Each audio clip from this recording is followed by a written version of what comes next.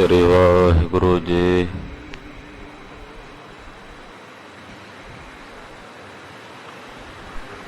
ਗੁਰੂ ਨਾਨਕ ਪਦ ਪੰਕਜ ਬੰਦਨ,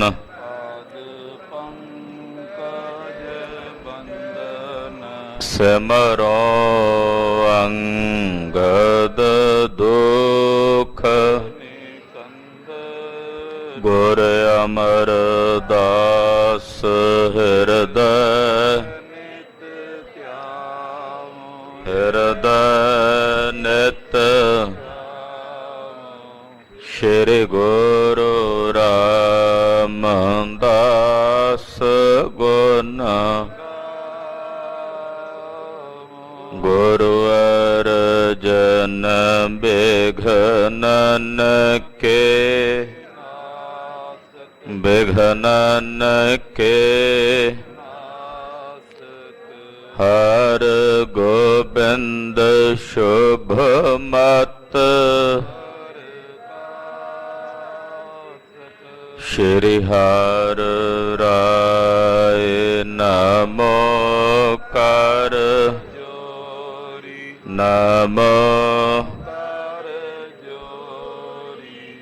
ਸ੍ਰੀ ਹਰਿ ਕ੍ਰਿਸ਼ਨ ਮਨਾਉ ਬਹੁ, ਤੇਗ ਬਹਾਦਰ ਪਰਮ ਕਿਰਪਾਲ, ਵਾਹਿਗੁਰੂ ਪਰਮ ਕਿਰਪਾਲਾ, ਸ਼੍ਰੀ ਗੁਰੂ ਗੋਬਿੰਦ ਸਿੰਘ ਬਿਸਾਲਾ, ਤਰੋ ਤਰਾ ਪਰ ਪੁੰਨ ਪੁੰਨ, ਸੀਸਾ ਜੀ ਪੁੰਨ ਪੁੰਨ ਸੀਸਾ, ਬੰਦਾ ਬਾਰ ਬਾਰ ਜਗਦੀਸਾ, ਏਕ ਓੰਕਾਰ ਸਤਿਗੁਰੂ ਤੇ ਪ੍ਰਸਾਦ ਸਚ ਹੋਏ, ਵਾਹਿਗੁਰੂ ਜੀ ਕੀ ਫਤਿਹ ਹੈ, ਬਿਘਨ ਬਿਨਾਸਨ ਸੋਏ, ਜਿਸ ਮਹਿ ਅੰਮ੍ਰਿਤ ਗਿਆਨ ਹੈ, ਮਾਨਕ ਭਗਤ ਵੈਰਾਗ, ਗੁਰੂ ਗ੍ਰੰਥ ਸਾਹਿਬ ਉਦਦ, ਬੰਦੋ ਕਰ ਅਨੁਰਾਗ, ਗੁਰੂ ਗ੍ਰੰਥ ਸਾਹਿਬ ਉਦਦ, ਬੰਦੋ ਕਰ ਅਨੁਰਾਗ।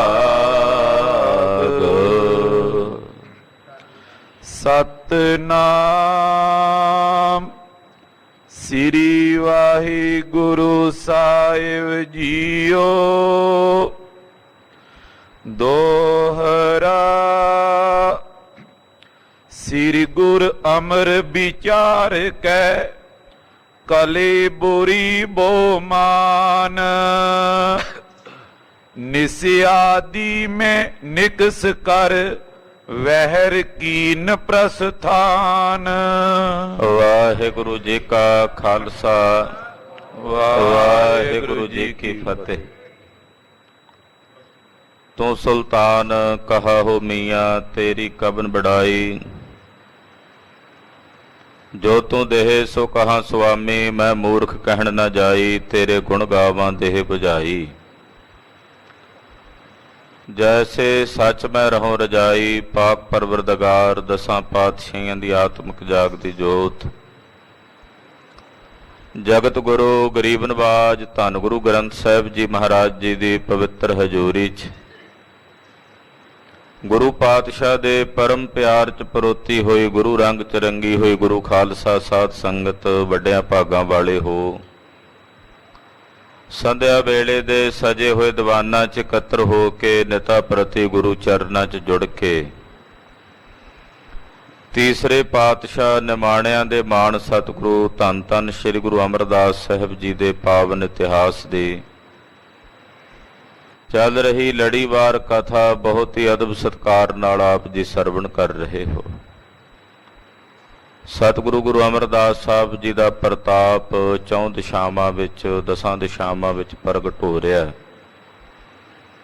ਬੇਅੰਤ ਗੁਰ ਸਿੱਖ ਗੁਰੂ ਦਰਸ਼ਨਾਂ ਵਾਸਤੇ ਗੋਇੰਦਵਾਲ ਸਾਹਿਬ ਇਕੱਤਰ ਹੁੰਦੇ ਹਨ। ਬਾਬਾ ਦਾਤੂ ਜੀ ਦੇ ਕੁਝ ਸੰਗੀ ਖਡੂਰ ਸਾਹਿਬ ਜਾ ਕੇ ਬਾਬਾ ਦਾਤੂ ਜੀ ਨੂੰ ਤਾਨੇ ਮਾਰਦੇ ਐ ਕਿ ਤੁਸੀਂ ਗੁਰੂ ਦੇ ਪੁੱਤਰ ਹੋ ਕੇ ਖਾਲੀ ਰਹਿ ਗਏ ਹੋ, ਤੁਹਾਡੇ ਘਰ ਦਾ ਸੇਵਕ ਇੰਨਾ ਮਾਣ ਇੰਨਾ ਪ੍ਰਤਾਪ ਪ੍ਰਾਪਤ ਕਰ ਰਿਹਾ ਹੈ, ਤੁਹਾਡੇ ਵੱਲ ਕੋਈ ਨਹੀਂ ਆਉਂਦਾ। ਉੱਥੇ ਬੇਅੰਤ ਸੰਗਤਾਂ ਆ ਰਹੀਆਂ। ਕੁਸੰਗੀ ਦੇ ਸੰਗ ਦੇ ਪ੍ਰਭਾਵ ਥੱਲੇ ਆ ਕੇ ਬਾਬਾ ਦਾਤੂ ਜੀ ਬੜੇ ਕ੍ਰੋਧ ਵਿੱਚ ਆਏ। ਖਡੂਰ ਸਾਹਿਬ ਤੋਂ ਚੱਲ ਕੇ ਗੋਇੰਦਵਾਲ ਸਾਹਿਬ ਪੁੱਜੇ। ਗੁਰੂ ਦਰਬਾਰ ਦੀ ਮਹਿਮਾ ਵੇਖ ਕੇ ਹੋਰ ਜ਼ਿਆਦਾ ਮਨ 'ਚ ਦਵੈਸ਼ ਦੀ ਅਗਨੀ ਪ੍ਰਚੰਡ ਹੋਈ। ਤਖਤ ਤੇ ਬੈਠਿਆਂ ਦੇ ਸਤਿਗੁਰੂ ਗੁਰੂ ਅਮਰਦਾਸ ਸਾਹਿਬ ਜੀ ਦੇ ਜਾ ਕੇ ਲੱਤ ਦਾ ਪ੍ਰਹਾਰ ਕੀਤਾ। ਸਾਹਿਬ ਜ਼ਮੀਨ ਤੇ ਪੁੰਜਿਆਂ ਡਿੱਗੇ ਔਰ ਬੜੀ ਨਿਮਰਤਾ ਨਾਲ ਬਾਬਾ ਜੀ ਦਾ ਚਰਨ ਪਕੜ ਕੇ ਆਖਿਆ, ਬਾਬਾ ਜੀ ਮੇਰੇ ਤਨ ਦੀਆਂ ਹੱਡੀਆਂ ਬੜੀਆਂ ਮਜ਼ਬੂਤ ਹੋ ਗਈਆਂ ਹਨ, ਬਿਰਧ ਅਵਸਥਾ ਹੋਣ ਕਰਕੇ ਆਪ ਜੀ ਦਾ ਚਰਨ ਕੂਲਾ ਤੇ ਕੋਮਲ ਹੈ, ਕਿਤੇ ਨਾ ਹੱਡੀਆਂ 'ਚ ਵੱਜ ਕੇ ਇਹਦੇ 'ਚ ਦਰਦ ਤਾਂ ਨਹੀਂ ਹੋਈ। ਤੁਸੀਂ ਭਲਾ ਕੀਤਾ ਹੈ, ਮੇਰਾ ਮਾਣ ਦੂਰ ਕੀਤਾ ਹੈ। ਸੇਵਾ ਦੱਸੋ? ਕਹਿਣ ਲੱਗੇ ਕੋਈ ਸੇਵਾ ਨਹੀਂ, ਇਹ ਨਗਰ ਸਾਡਾ ਹੈ, ਇਹ ਛੱਡ ਕੇ ਚਲੇ ਜਾਓ। ਸੰਗਤ ਵੀ ਬੜੀ ਹੈਰਾਨ ਸੀ ਕਿ ਇਹ ਕੀ ਖੇਡ ਵਰਤ ਰਹੀ ਹੈ। ਧੰਨ ਗੁਰੂ ਅਮਰਦਾਸ ਸਾਹਿਬ ਜੀ ਮਹਾਰਾਜ ਰਾਤ ਦਾ ਸਮਾਂ ਆਪਣੇ ਸੁਖਾਸਣਾਂ ਤੇ ਆਏ ਹਨ। ਅੱਧੀ ਕੁ ਰਾਤ ਦਾ ਵੇਲਾ ਹੋਇਆ ਤੇ ਗਰੀਬ ਨਵਾਜ ਆਪਣੇ ਆਸਣ ਤੋਂ ਉੱਠੇ ਨੇ। ਆਓ ਮਹਾਨ ਤਿਆਗੀ ਸਤਿਗੁਰੂ ਜੀ, ਤਾਣ ਹੁੰਦੇ ਹੋਏ ਨਿਤਾਣਾ, ਮਾਣ ਹੁੰਦੇ ਹੋਏ ਨਿਮਾਣਾ, ਅਣਹੋਂਦਾ ਆਪ ਵੰਡਾਏ, ਕੋ ਐਸਾ ਭਗਤ ਸਦਾਏ। ਐਸੀ ਅਵਸਥਾ ਵਿੱਚ ਸਤਿਗੁਰੂ ਸੱਚੇ ਪਾਤਸ਼ਾਹ ਜੀ ਟਿਕੇ ਹੋਏ ਹਨ। ਧੰਨ ਗੁਰੂ ਅਮਰਦਾਸ ਸਾਹਿਬ ਜੀ ਦੀ ਇਸ ਖੇਡ ਨੂੰ ਵੇਖ ਕੇ ਹੀ ਭੱਟਾਂ ਨੇ ਆਖਿਆ, ਗੁਰੂ ਅਮਰਦਾਸ ਕੀ ਅਕਥ ਕਥਾ ਹੈ, ਏਕ ਜਿਹੀ ਕਛ ਕਹੀ ਨਾ ਜਾਏ। ਹੇ ਗੁਰੂ ਅਮਰਦਾਸ ਸਾਹਿਬ, ਤੁਹਾਡੀ ਕਥਾ ਕਥਨ ਤੋਂ ਪਰੇ ਹੈ, ਸਾਡੇ ਸ਼ਬਦ ਮੁੱਕ ਜਾਂਦੇ ਹਨ।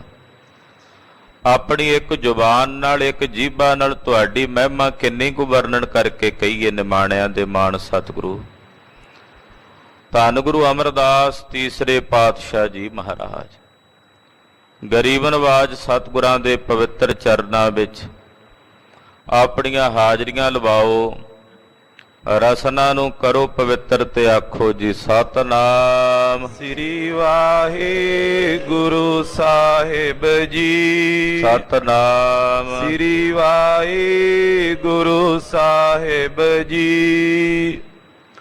ਦੋਹਰਾ ਸ਼੍ਰੀ ਗੁਰ ਅਮਰ ਵਿਚਾਰ ਕੈ ਕਲੈ ਬੁਰੀ ਬਹੁ ਮਾਨ। ਧੰਨ ਸ੍ਰੀ ਗੁਰੂ ਅਮਰਦਾਸ ਸਾਹਿਬ ਜੀ ਨੇ ਵਿਚਾਰ ਕੀਤੀ ਕਿ ਹੁਣ ਕਲਹ ਜਿਹੜੀ ਹੁੰਦੀ ਹੈ ਇਹ ਬੁਰੀ ਹੁੰਦੀ,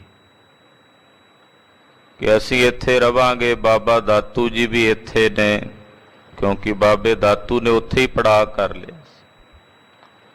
ਇੱਥੇ ਲੜਾਈ ਹੋਵੇਗੀ, ਝਗੜਾ ਹੋਵੇਗਾ, ਵਿਵਾਦ ਹੋਵੇਗਾ। ਇਹ ਜਾਣ ਕੇ ਸਤਿਗੁਰੂ ਗੁਰੂ ਅਮਰਦਾਸ ਸਾਹਿਬ ਜੀ ਮਹਾਰਾਜ ਜੀ ਨੇ ਵਿਚਾਰ ਕੀਤੇ। ਨਿਸਿਆਦੀ ਮੈਂ ਨਿਕਸ ਕਰ ਵਹਿਰ ਕੀਨ ਪ੍ਰਸਥਾਨ। ਅੱਧੀ ਰਾਤ ਦਾ ਸਮਾਂ ਸੀ, ਸਤਿਗੁਰੂ ਜੀ ਨੇ ਕਿਸੇ ਨੂੰ ਕੁਝ ਨਹੀਂ ਦੱਸਿਆ। ਇਕੱਲੇ ਹੀ ਮਹਾਰਾਜ ਸੱਚੇ ਪਾਤਸ਼ਾਹ ਜੀ ਆਸਣ ਤੋਂ ਉੱਠੇ ਹਨ ਔਰ ਸਹਿਜੇ ਸਹਿਜੇ ਚੱਲ ਪਏ ਨੇ ਵੀ ਗੁਰੂ ਘਰ 'ਚ ਕਲਹ ਨਾ ਹੋਵੇ। ਚਾਹੁੰਦੇ ਮਹਾਰਾਜ ਜੀ ਦੇ ਬੇਅੰਤ ਸੇਵਕ ਨੇ ਬਾਬਾ ਦਾਤੂ ਜੀ ਨੂੰ ਕਾਬੂ ਕਰਕੇ ਭੇਜਣਾ ਕੋਈ ਔਖੀ ਗੱਲ ਨਹੀਂ ਸੀ। ਗੁਰੂ ਘਰ ਦੀ ਮਰਜ਼ਾਦਾ ਸੀ, ਮਾਣ ਰੱਖਣਾ ਸੀ ਕਿ ਇੱਥੇ ਲੜਾਈ ਝਗੜਾ ਯੋਗ ਨਹੀਂ। ਬੜੀ ਹੈਰਾਨੀ ਹੋਈ ਆ, ਕੁਝ ਦਿਨ ਪਹਿਲਾਂ ਵੈਸੇ ਤਾਂ ਇਦਾਂ ਦੀਆਂ ਘਟਨਾਵਾਂ ਹੁਣ ਉਦਾਂ ਹੀ ਘਟਦੀਆਂ ਨਜ਼ਰ ਆਉਂਦੀਆਂ ਰਹਿੰਦੀਆਂ। ਇੱਧਰ ਫਰੀਦਕੋਟ ਦੇ ਇਲਾਕੇ ਵਿੱਚ ਇੱਕ ਗੁਰਦੁਆਰੇ ਵਿੱਚ, ਗੁਰੂ ਘਰ ਵਿੱਚ ਪ੍ਰਧਾਨਗੀ ਦੀ ਚੌਧਰ ਵਾਸਤੇ ਮਹਾਰਾਜ ਜੀ ਦੇ ਦਰਬਾਰ ਵਿੱਚ ਇੱਕ ਦੂਜੇ ਦੀਆਂ ਪੱਗਾਂ ਲਾਹੁੰਦੇ ਫਿਰਦੇ ਸਾਂ। ਇਹ ਵਰਤਾਰਾ ਆ ਪਾਤਸ਼ਾਹ ਦੀ ਇਸ ਕਥਾ ਤੋਂ ਸੇਧ ਲੈਣ ਦੀ ਜ਼ਰੂਰਤ ਹੈ ਕਿ ਵੇਖੋ ਕਲਹ ਮਹਾਰਾਜ ਜੀ ਨੇ ਜਾਣੀ ਵੀ ਇੱਥੇ ਕਲਹ ਹੋਵੇਗੀ ਜੇ ਰਹਾਂਗੇ, ਝਗੜਾ ਹੋਵੇਗਾ, ਇੱਥੋਂ ਚਲੇ ਜਾਣਾ ਹੀ ਚੰਗਾ ਕਿ ਗੁਰੂ ਘਰ ਦੀ ਮਰਿਆਦਾ ਬਣੀ ਰਹੇ। ਤੋ ਸਤਿਗੁਰੂ ਸੱਚੇ ਪਾਤਸ਼ਾਹ ਜੀ ਮਹਾਰਾਜ ਰਾਤ ਦਾ ਸਮਾਂ, ਅੱਧੀ ਰਾਤ ਦਾ ਵੇਲਾ, ਪਾਤਸ਼ਾਹ ਇੱਥੋਂ ਚੱਲ ਪਏ, ਗੋਇੰਦਵਾਲ ਸਾਹਿਬ ਤੋਂ ਚੱਲ ਪਏ। ਚੌਪਈ ਚਲੇ ਇਕਾਕੀ ਕਛੂ ਨ ਲੀਨਾ।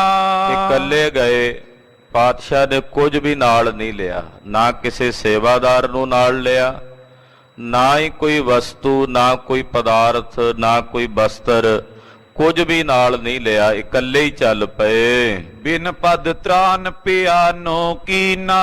ਇੱਥੋਂ ਤੱਕ ਕਿ ਚਰਨਾਂ ਵਿੱਚ ਗੁਰਦੇਵ ਨੇ ਜੋੜਾ ਵੀ ਨਹੀਂ ਪਾਇਆ, ਨੰਗੇ ਪੈਰੀ ਜੋੜਾ ਵੀ ਤਿਆਗ ਕੇ, ਐ ਫਕੀਰਾਂ ਵਾਂਗੂ ਸਭ ਕੁਝ ਤਿਆਗ ਕੇ ਸਤਿਗੁਰੂ ਗੁਰੂ ਅਮਰਦਾਸ ਸਾਹਿਬ ਜੀ ਚੱਲ ਪਏ।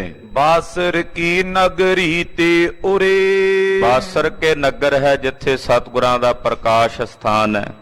ਬਾਸਰ ਕੇ ਨਗਰੀ ਤੋਂ ਥੋੜਾ ਜਿਹਾ ਉਰਲੇ ਪਾਸੇ ਸੁੰਦਰ ਅਵਨੀ ਤਹਾਂ ਨਿਹਰੇ। ਉੱਥੇ ਜਾ ਕੇ ਗੁਰਦੇਵ ਨੇ ਇੱਕ ਸੋਹਣੀ ਜਗ੍ਹਾ ਵੇਖੀ, ਰਮਣੀਕ ਥਾਂ ਵੇਖਿਆ।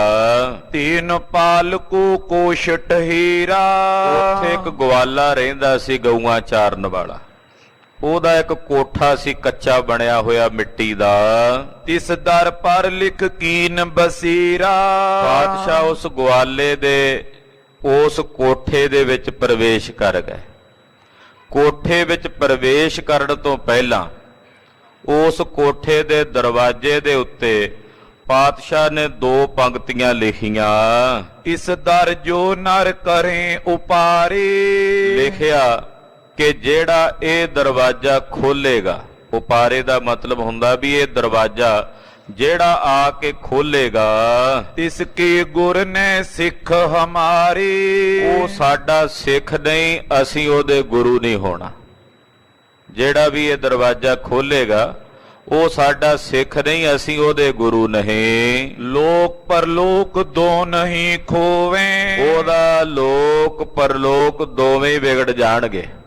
ਪਾਤਸ਼ਾਹ ਕਹਿੰਦੇ ਉੱਤੇ ਲਿਖ ਦਿੱਤਾ ਕਮਰੇ ਦੇ ਉੱਤੇ, ਦਰਵਾਜ਼ੇ ਦੇ ਉੱਤੇ, ਜਿਹੜਾ ਦਰਵਾਜ਼ਾ ਖੋਲੇਗਾ ਉਹ ਸਾਡਾ ਸਿੱਖ ਨਹੀਂ, ਅਸੀਂ ਉਹਦੇ ਗੁਰੂ ਨਹੀਂ, ਔਰ ਉਹਦਾ ਲੋਕ ਪਰਲੋਕ ਦੋਵੇਂ ਵਿਗੜ ਜਾਣਗੇ। ਨਹੀਂ ਸਹਾਇਕ ਹਮ ਤਬ ਹੋਵੇਂ। ਉਹਦੀ ਸਹਾਇਤਾ ਨਾ ਅਸੀਂ ਇਸ ਲੋਕ ਵਿੱਚ ਕਰਾਂਗੇ ਤੇ ਨਾ ਹੀ ਪਰਲੋਕ ਵਿੱਚ ਉਹਦੇ ਮਦਦਗਾਰ ਹੋਵਾਂਗੇ, ਯਾਨੀ ਕਿ ਉਹਦੇ ਦੋਵੇਂ ਹੀ ਲੋਕ ਵਿਗੜ ਜਾਣਗੇ। ਜਿਣ ਦਰ ਕੋ ਲਿਖ ਕੈ ਸੋ ਪ੍ਰਵੇਸ਼ੀ।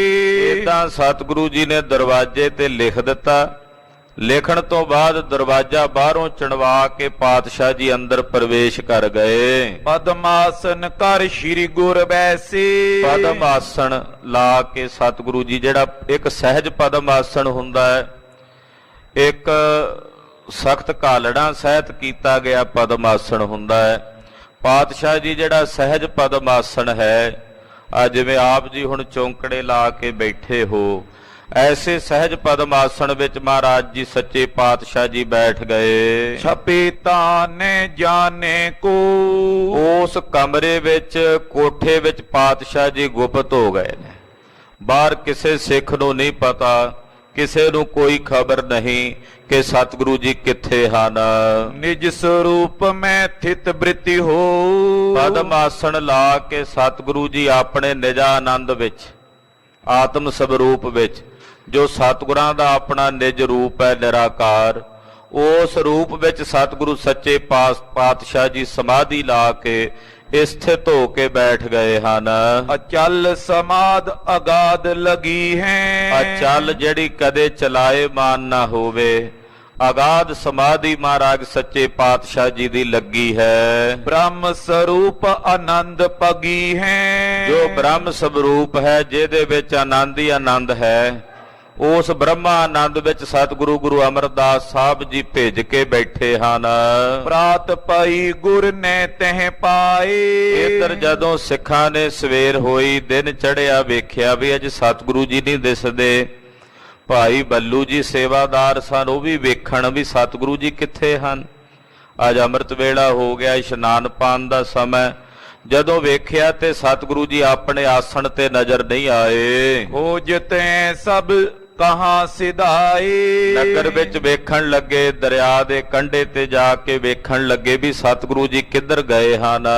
ਇਤਿ ਉਤ ਦੇਖ ਰਹੀ ਨੈ ਪਾਇਓ। ਇੱਧਰ ਉੱਧਰ ਚੰਗੀ ਤਰ੍ਹਾਂ ਭਾਲ ਕੀਤੀ, ਲੱਭਿਆ, ਪਰ ਸਤਿਗੁਰੂ ਸੱਚੇ ਪਾਤਸ਼ਾਹ ਜੀ ਮਹਾਰਾਜ ਕਿਤੇ ਨਜ਼ਰ ਨਹੀਂ ਆਏ। ਸੁਨ ਕਰ ਦਾਤੂ ਉਰਹਰ ਖਾਇਓ। ਇੱਧਰ ਬਾਬੇ ਦਾਤੂ ਨੂੰ ਪਤਾ ਲੱਗਾ ਵੀ ਗੁਰੂ ਅਮਰਦਾਸ ਜੀ ਕਿਤੇ ਚਲੇ ਗਏ ਨੇ, ਅਲੋਪ ਹੋ ਗਏ ਨੇ, ਤੇ ਬੜਾ ਖੁਸ਼ ਹੋਇਆ ਵੀ ਚਲੋ ਵਧੀਆ ਗੱਲ ਹੋ ਗਈ, ਹੁਣ ਤਾਂ ਮੈਂ ਹੀ ਗੁਰੂ ਹਾਂ, ਇੱਥੇ ਗੁਰੂ ਬਣ ਕੇ ਮੈਂ ਹੀ ਆਪਣੀ ਪੂਜਾ ਕਰਵਾਵਾਂਗਾ। ਬਾਬੇ ਦਾਤੂ ਨੂੰ ਇਸ ਗੱਲ ਦੀ ਬੜੀ ਖੁਸ਼ੀ ਹੋਈ। ਗੁਰ ਕੀ ਵਸਤ ਸਕਲ ਅਪਨਾਈ। ਗੁਰੂ ਘਰ ਦੀਆਂ ਜਿੰਨੀਆਂ ਵਸਤੂਆਂ ਸਨ, ਗੁਰੂ ਕੇ ਲੰਗਰਾਂ ਵਿੱਚ ਜਿੰਨੇ ਬਰਟੋਏ ਭਾਂਡੇ ਆਦਿਕ ਜੋ ਕੁਝ ਵੀ ਸੀ, ਉਹ ਸਾਰੀਆਂ ਵਸਤੂਆਂ ਤੇ ਬਾਬੇ ਦਾਤੂ ਨੇ ਆਪਣਾ ਦਾਅਵਾ ਕਰ ਦਿੱਤਾ ਵੀ ਇਹ ਸਭ ਕੁਝ ਹੁਣ ਮੇਰਾ ਹੈ। ਵਸਤਰ ਵਿਭੂਖਨ ਤਨ ਪਹਿਰਾਈ। ਜਿਹੜੇ ਕੋਈ ਵਸਤਰ ਗਹਿਣੇ ਪਏ ਹਾਜ਼ਰ ਆਏ ਸਨ, ਉਹ ਆਪਣੇ ਸਰੀਰ ਤੇ ਧਾਰਨ ਕਰ ਲਏ ਬਾਬੇ ਦਾਤੂ ਨੇ। ਗੁਰਤਾ ਗਾਦੀ ਬੈਠ ਸਜਾਈ। ਔਰ ਗੁਰਗੱਦੀ ਦੇ ਉੱਤੇ ਆਣ ਕੇ ਬਾਬਾ ਦਾਤੂ ਜੀ ਬੈਠ ਗਏ ਵੀ ਹੁਣ ਇਸ ਗੱਦੀ ਦਾ ਮਾਲਕ ਮੈਂ ਆ, ਇਹ ਗੁਰੂ ਘਰ ਵਿੱਚ ਜੋ ਕੁਝ ਹੈ ਇਹਦਾ ਮਾਲਕ ਮੈਂ ਹਾਂ, ਹੁਣ ਮੇਰਾ ਕਬਜ਼ਾ ਹੈ।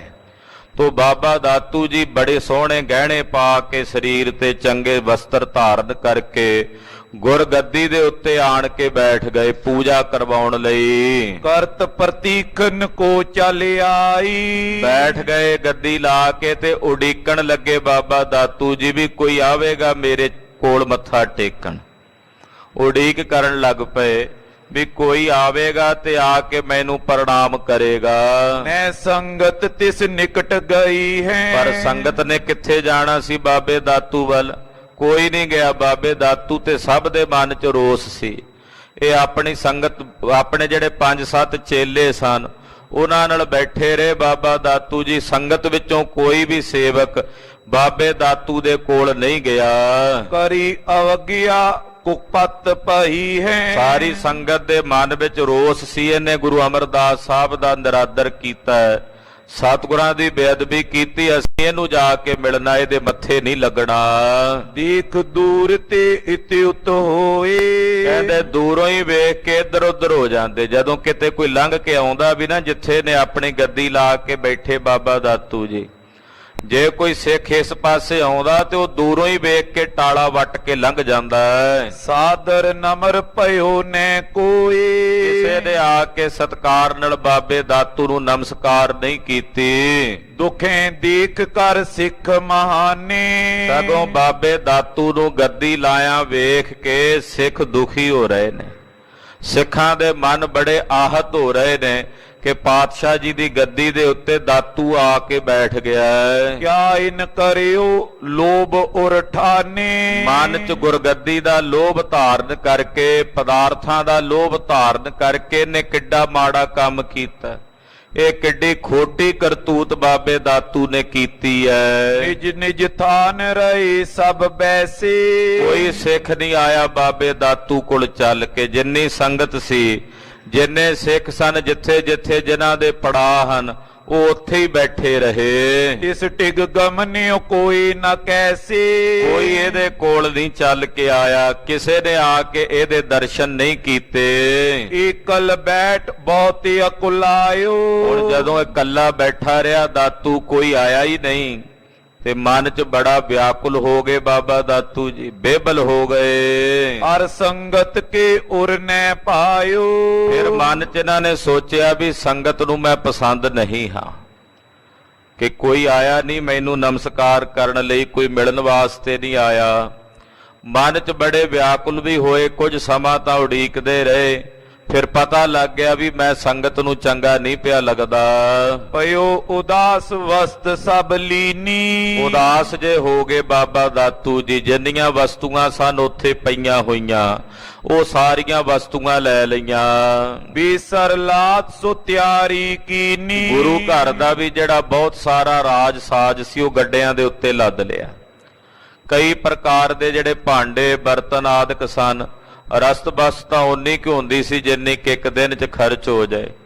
ਪਰ ਹਾਂ ਜਿਹੜਾ ਹੋਰ ਰਾਜ ਸਾਜ ਹੁੰਦਾ ਗੁਰੂ ਘਰ ਦਾ, ਭਾਂਡੇ ਵਗੈਰਾ ਜਾਂ ਹੋਰ ਕਈ ਵਸਤੂਆਂ, ਉਹ ਬਾਬੇ ਦਾਤੂ ਨੇ ਆਖਿਆ ਇਹ ਸਭ ਕੁਝ ਮੇਰਾ ਹੈ। ਉਹ ਗੱਡਿਆਂ ਦੇ ਉੱਤੇ ਲਦਾ ਕੇ ਲੈ ਕੇ ਚੱਲਣ ਲੱਗੇ। ਸੰਧਿਆ ਸਮੇਂ ਚੱਲਿਓ ਦਿਸ਼ ਗ੍ਰਾਮੋ। ਸ਼ਾਮ ਜੇ ਦਾ ਵੇਲਾ ਸੀ, ਸੰਧਿਆ ਦਾ, ਥੋੜਾ ਥੋੜਾ ਹਨੇਰਾ ਪੈਣਾ ਸ਼ੁਰੂ ਹੋ ਗਿਆ ਸੀ। ਉਦੋਂ ਬਾਬਾ ਦਾਤੂ ਜੀ ਗੋਇੰਦਵਾਲ ਸਾਹਿਬ ਤੋਂ ਖਡੂਰ ਸਾਹਿਬ ਨੂੰ ਚੱਲੇ। ਕੁਛ ਸੇਵਕ ਸੰਗ ਜਾਏ ਸੋ ਧਾਮੋ। 5-4 ਚੇਲੇ ਚਾਟੜੇ ਹੋਣਗੇ ਨਾਲ, ਉਹ ਵੀ ਟੁਰੇ ਜਾ ਰਹੇ ਨੇ। ਮਗ ਮੈਂ ਨਿਸਾ ਪਈ ਤਮ ਛਾਇਓ। ਖਡੂਰ ਸਾਹਿਬ ਜਾਂਦਿਆਂ ਜਾਂਦਿਆਂ ਰਸਤੇ 'ਚ ਹਨੇਰਾ ਪੈ ਗਿਆ, ਬਹੁਤ ਜ਼ਿਆਦਾ ਹਨੇਰਾ ਵਰਤ ਗਿਆ। ਆਨ ਮਿਲੀ ਤਸਕਰ ਸਮੁਦਾਇਓ। ਇਹਨੇ ਨੂੰ ਕੀ ਹੋਇਆ ਵੀ ਕੁਝ ਚੋਰਾਂ ਦੀ ਧਾੜ ਆਈ, ਉਹ ਆ ਕੇ ਪੈ ਗਏ ਬਾਬੇ ਦਾਤੂ ਤੇ। ਰਾਤ ਹੋ ਗਈ, ਹਨੇਰਾ ਪੈ ਗਿਆ ਜਾਂਦਿਆਂ ਜਾਂਦਿਆਂ ਖਡੂਰ ਸਾਹਿਬ। ਹਨੇਰੇ ਦਾ ਫਾਇਦਾ ਉਠਾਉਂਦਿਆਂ ਬਹੁਤ ਸਾਰੇ ਚੋਰਾਂ ਦੀ ਇੱਕ ਧਾੜ ਜਿਹੜੀ ਸੀ ਉਹ ਆਣ ਕੇ ਪੈ ਗਈ। ਭਾਜੇ ਦਾਸ ਲੂਟ ਸਭ ਲਇਓ। ਬਾਬੇ ਦਾਤੂ ਦੇ ਜਿਹੜੇ ਚੇਲੇ ਸਨ ਉਹ ਸਭ ਤੋਂ ਪਹਿਲਾਂ ਭੱਜੇ। ਬਾਬਾ ਦਾਤੂ ਆਵਾਜ਼ ਮਾਰਦੇ ਉਹਨਾਂ ਨੂੰ, ਉਹ ਠਹਿਰੋ, ਕਹਿੰਦੇ ਨਾ ਜੀ ਅਸੀਂ ਆਪਣੀ ਜਾਨ ਬਚਾਉਣੀ। ਉਹ ਸਭ ਭੱਜ ਗਏ, ਇਕੱਲੇ ਬਾਬਾ ਦਾਤੂ ਜੀ ਰਹਿ ਗਏ। ਓਏ ਛੂਚ ਕਰ ਪਹੁੰਚਤ ਪਇਓ। ਚੋਰਾਂ ਨੇ ਆਖਿਆ ਜੇ ਤਾਂ ਆਪਣੀ ਜਿੰਦ ਬਚਾਣੀ ਆ ਤੇ ਸਭ ਕੁਝ ਅਸੀਂ ਲੈ ਚੱਲੇ ਆ ਤੇ ਚੁੱਪਚਾਪ ਇੱਥੋਂ ਟੁਰ ਜਾ। ਬਾਬੇ ਦਾਤੂ ਦੇ ਸਰੀਰ ਤੇ ਪਾਏ ਜਿਹੜੇ ਗਹਿਣੇ ਸੀ ਉਹ ਵੀ ਉਹਨਾਂ ਨੇ ਲਵਾ ਲਏ।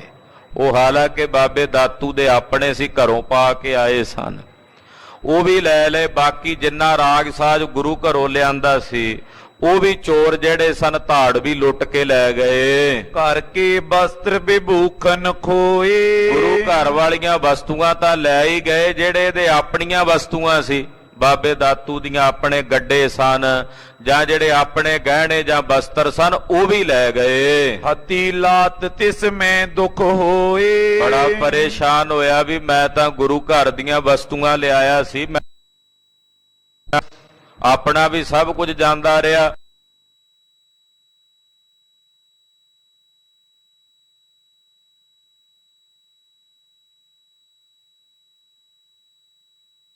ਤੇ ਦਰਦ ਤਾਂ ਨਹੀਂ ਹੋਈ, ਉਸੇ ਵੇਲੇ ਉਸ ਲੱਤ ਦੇ ਵਿੱਚ ਤਰਾਟ ਪੈਣੀ ਸ਼ੁਰੂ ਹੋ ਗਈ ਸੀ ਦਰਦ ਨਾਲ।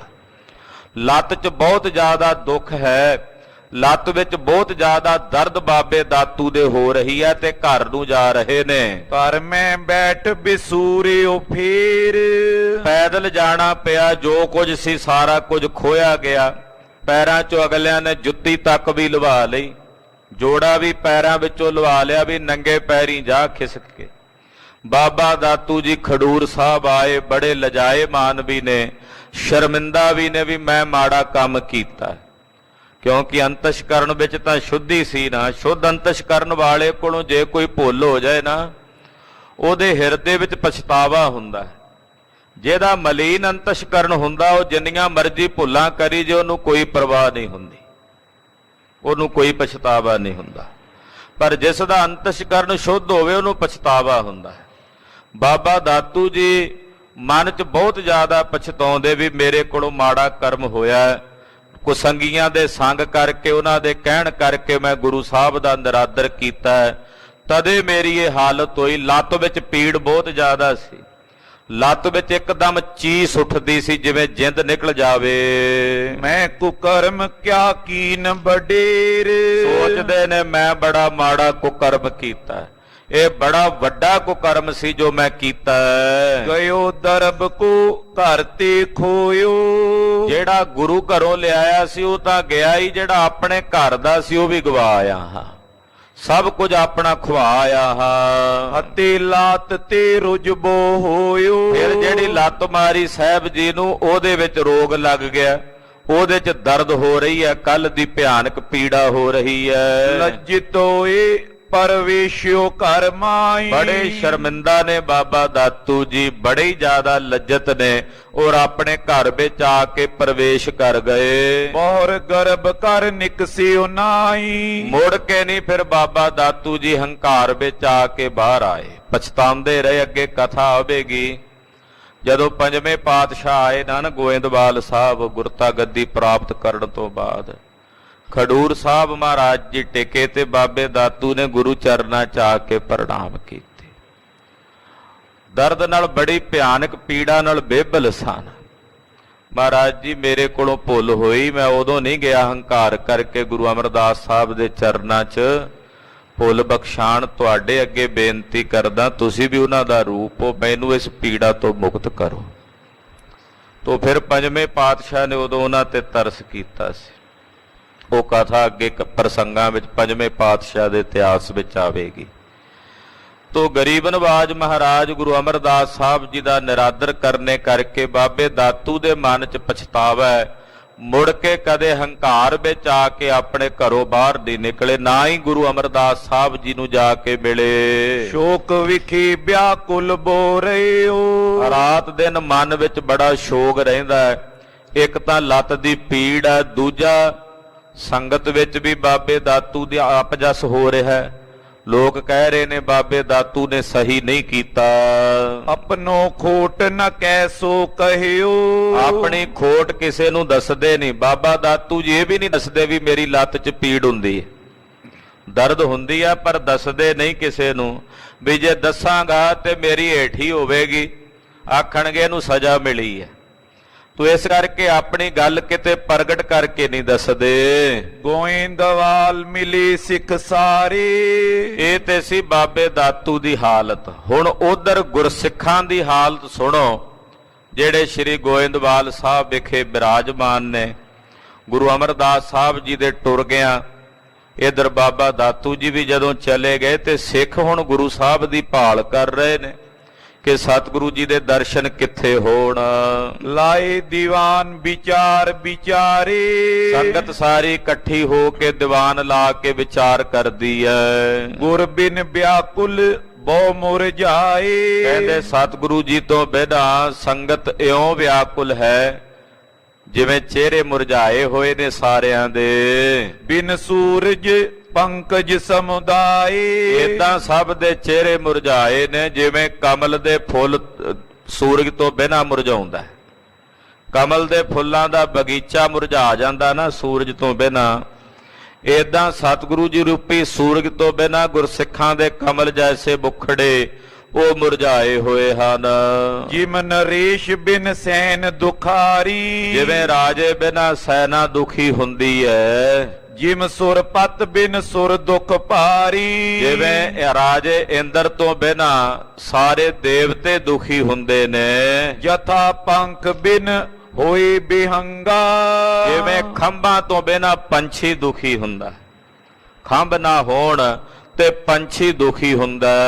ਜਿਮ ਪਤ ਬਿਨ ਇਸਤਰੀ ਸਰਬੰਗਾ, ਜਿਵੇਂ ਪਤੀ ਦੇ ਵਿਛੋੜੇ 'ਚ ਪਤੀ ਤੋਂ ਬਿਨਾਂ ਇਸਤਰੀ ਦੁਖੀ ਹੁੰਦੀ ਹੈ। ਬਿਨਾ ਨੀਰ ਜਿਮ ਤਰੁ ਸ਼ੁਸ਼ਕੰਤੇ, ਜਿਵੇਂ ਪਾਣੀ ਤੋਂ ਬਿਨਾਂ ਦਰਖਤ ਸੁੱਕ ਜਾਂਦੇ ਨੇ, ਕੁਮਲਾ ਜਾਂਦੇ ਨੇ। ਤਥਾ ਸਿੱਖ ਦੁਖ ਵਿਖੇ ਤਪੰਤੇ, ਏਦਾਂ ਸਤਿਗੁਰੂ ਜੀ ਤੋਂ ਬਿਨਾਂ ਗੁਰੂ ਕੇ ਸਿੱਖ ਸਤਿਗੁਰਾਂ ਦੇ ਦਰਸ਼ਨਾਂ ਤੋਂ ਬਿਨਾਂ ਤੜਫ ਰਹੇ ਨੇ।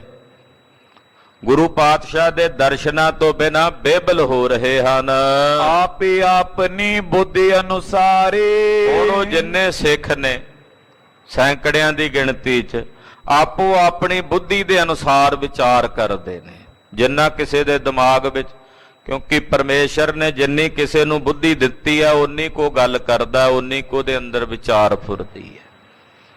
ਇਹ ਦਾਤ ਹੈ ਅਕਾਲ ਪੁਰਖ ਦੀ, ਨਿਰੰਕਾਰ ਦੀ। ਗੁਰੂ ਖਾਲਸਾ ਜੀ ਇੱਕੋ ਕਲਾਸ ਵਿੱਚ 50 ਬੱਚੇ ਪੜ੍ਹਦੇ ਐ, ਪੜਾਉਣ ਵਾਲਾ ਅਧਿਆਪਕ ਇੱਕ, ਸਬਜੈਕਟ ਇੱਕ, ਕਿਤਾਬਾਂ ਇੱਕ, ਆਲਾ ਦੁਆਲਾ ਵਾਤਾਵਰਣ ਇੱਕ ਦੇ ਬੱਚੇ ਦੀ ਸੁਰਤ ਇਹੋ ਜੀ ਹੁੰਦੀ ਹੈ ਵੀ ਉਹ ਪਲਾਂ ਵਿੱਚ ਹੀ ਸਭ ਕੁਝ ਪੜ੍ਹ ਲੈਂਦਾ, ਦੂਜੇ ਰੱਟਾ ਲਾਉਂਦੇ ਰਹਿ ਜਾਂਦੇ ਹਨ। ਇਹ ਤਾਂ ਨਿਰੰਕਾਰ ਦੀ ਖੇਡ ਹੈ ਨਾ, ਵੀ ਉਹਨੇ ਕਿੰਨੀ ਕੁ ਕਿਸੇ ਨੂੰ ਸੁਰਤ ਪ੍ਰਦਾਨ ਕਰਨੀ ਹੈ। ਜੈਸੀ ਮਤ ਦੇ ਤੈਸਾ ਪ੍ਰਗਾਸ। ਕਲਗੀਧਰ ਜੀ ਦੇ ਵੀ ਬਚਨ ਆਪਾਂ ਰੋਜ਼ ਪੜ੍ਹਦੇ, ਆਪ ਆਪਣੀ ਬੁੱਧ ਹੈ ਜੇਤੀ, ਵਰਨਤ ਭਿੰਨ ਭਿੰਨ ਤੋਹਿ ਤੇਤੀ, ਤੁਮਰਾ ਲਹਾ ਨ ਜਾਹੇ ਪਸਾਰਾ, ਕਿਹ ਬਿਦ ਸਜਾ ਪ੍ਰਥਮ ਸੰਸਾਰਾ। ਆਪੋ ਆਪਣੀ ਬੁੱਧੀ ਦੇ ਅਨੁਸਾਰ।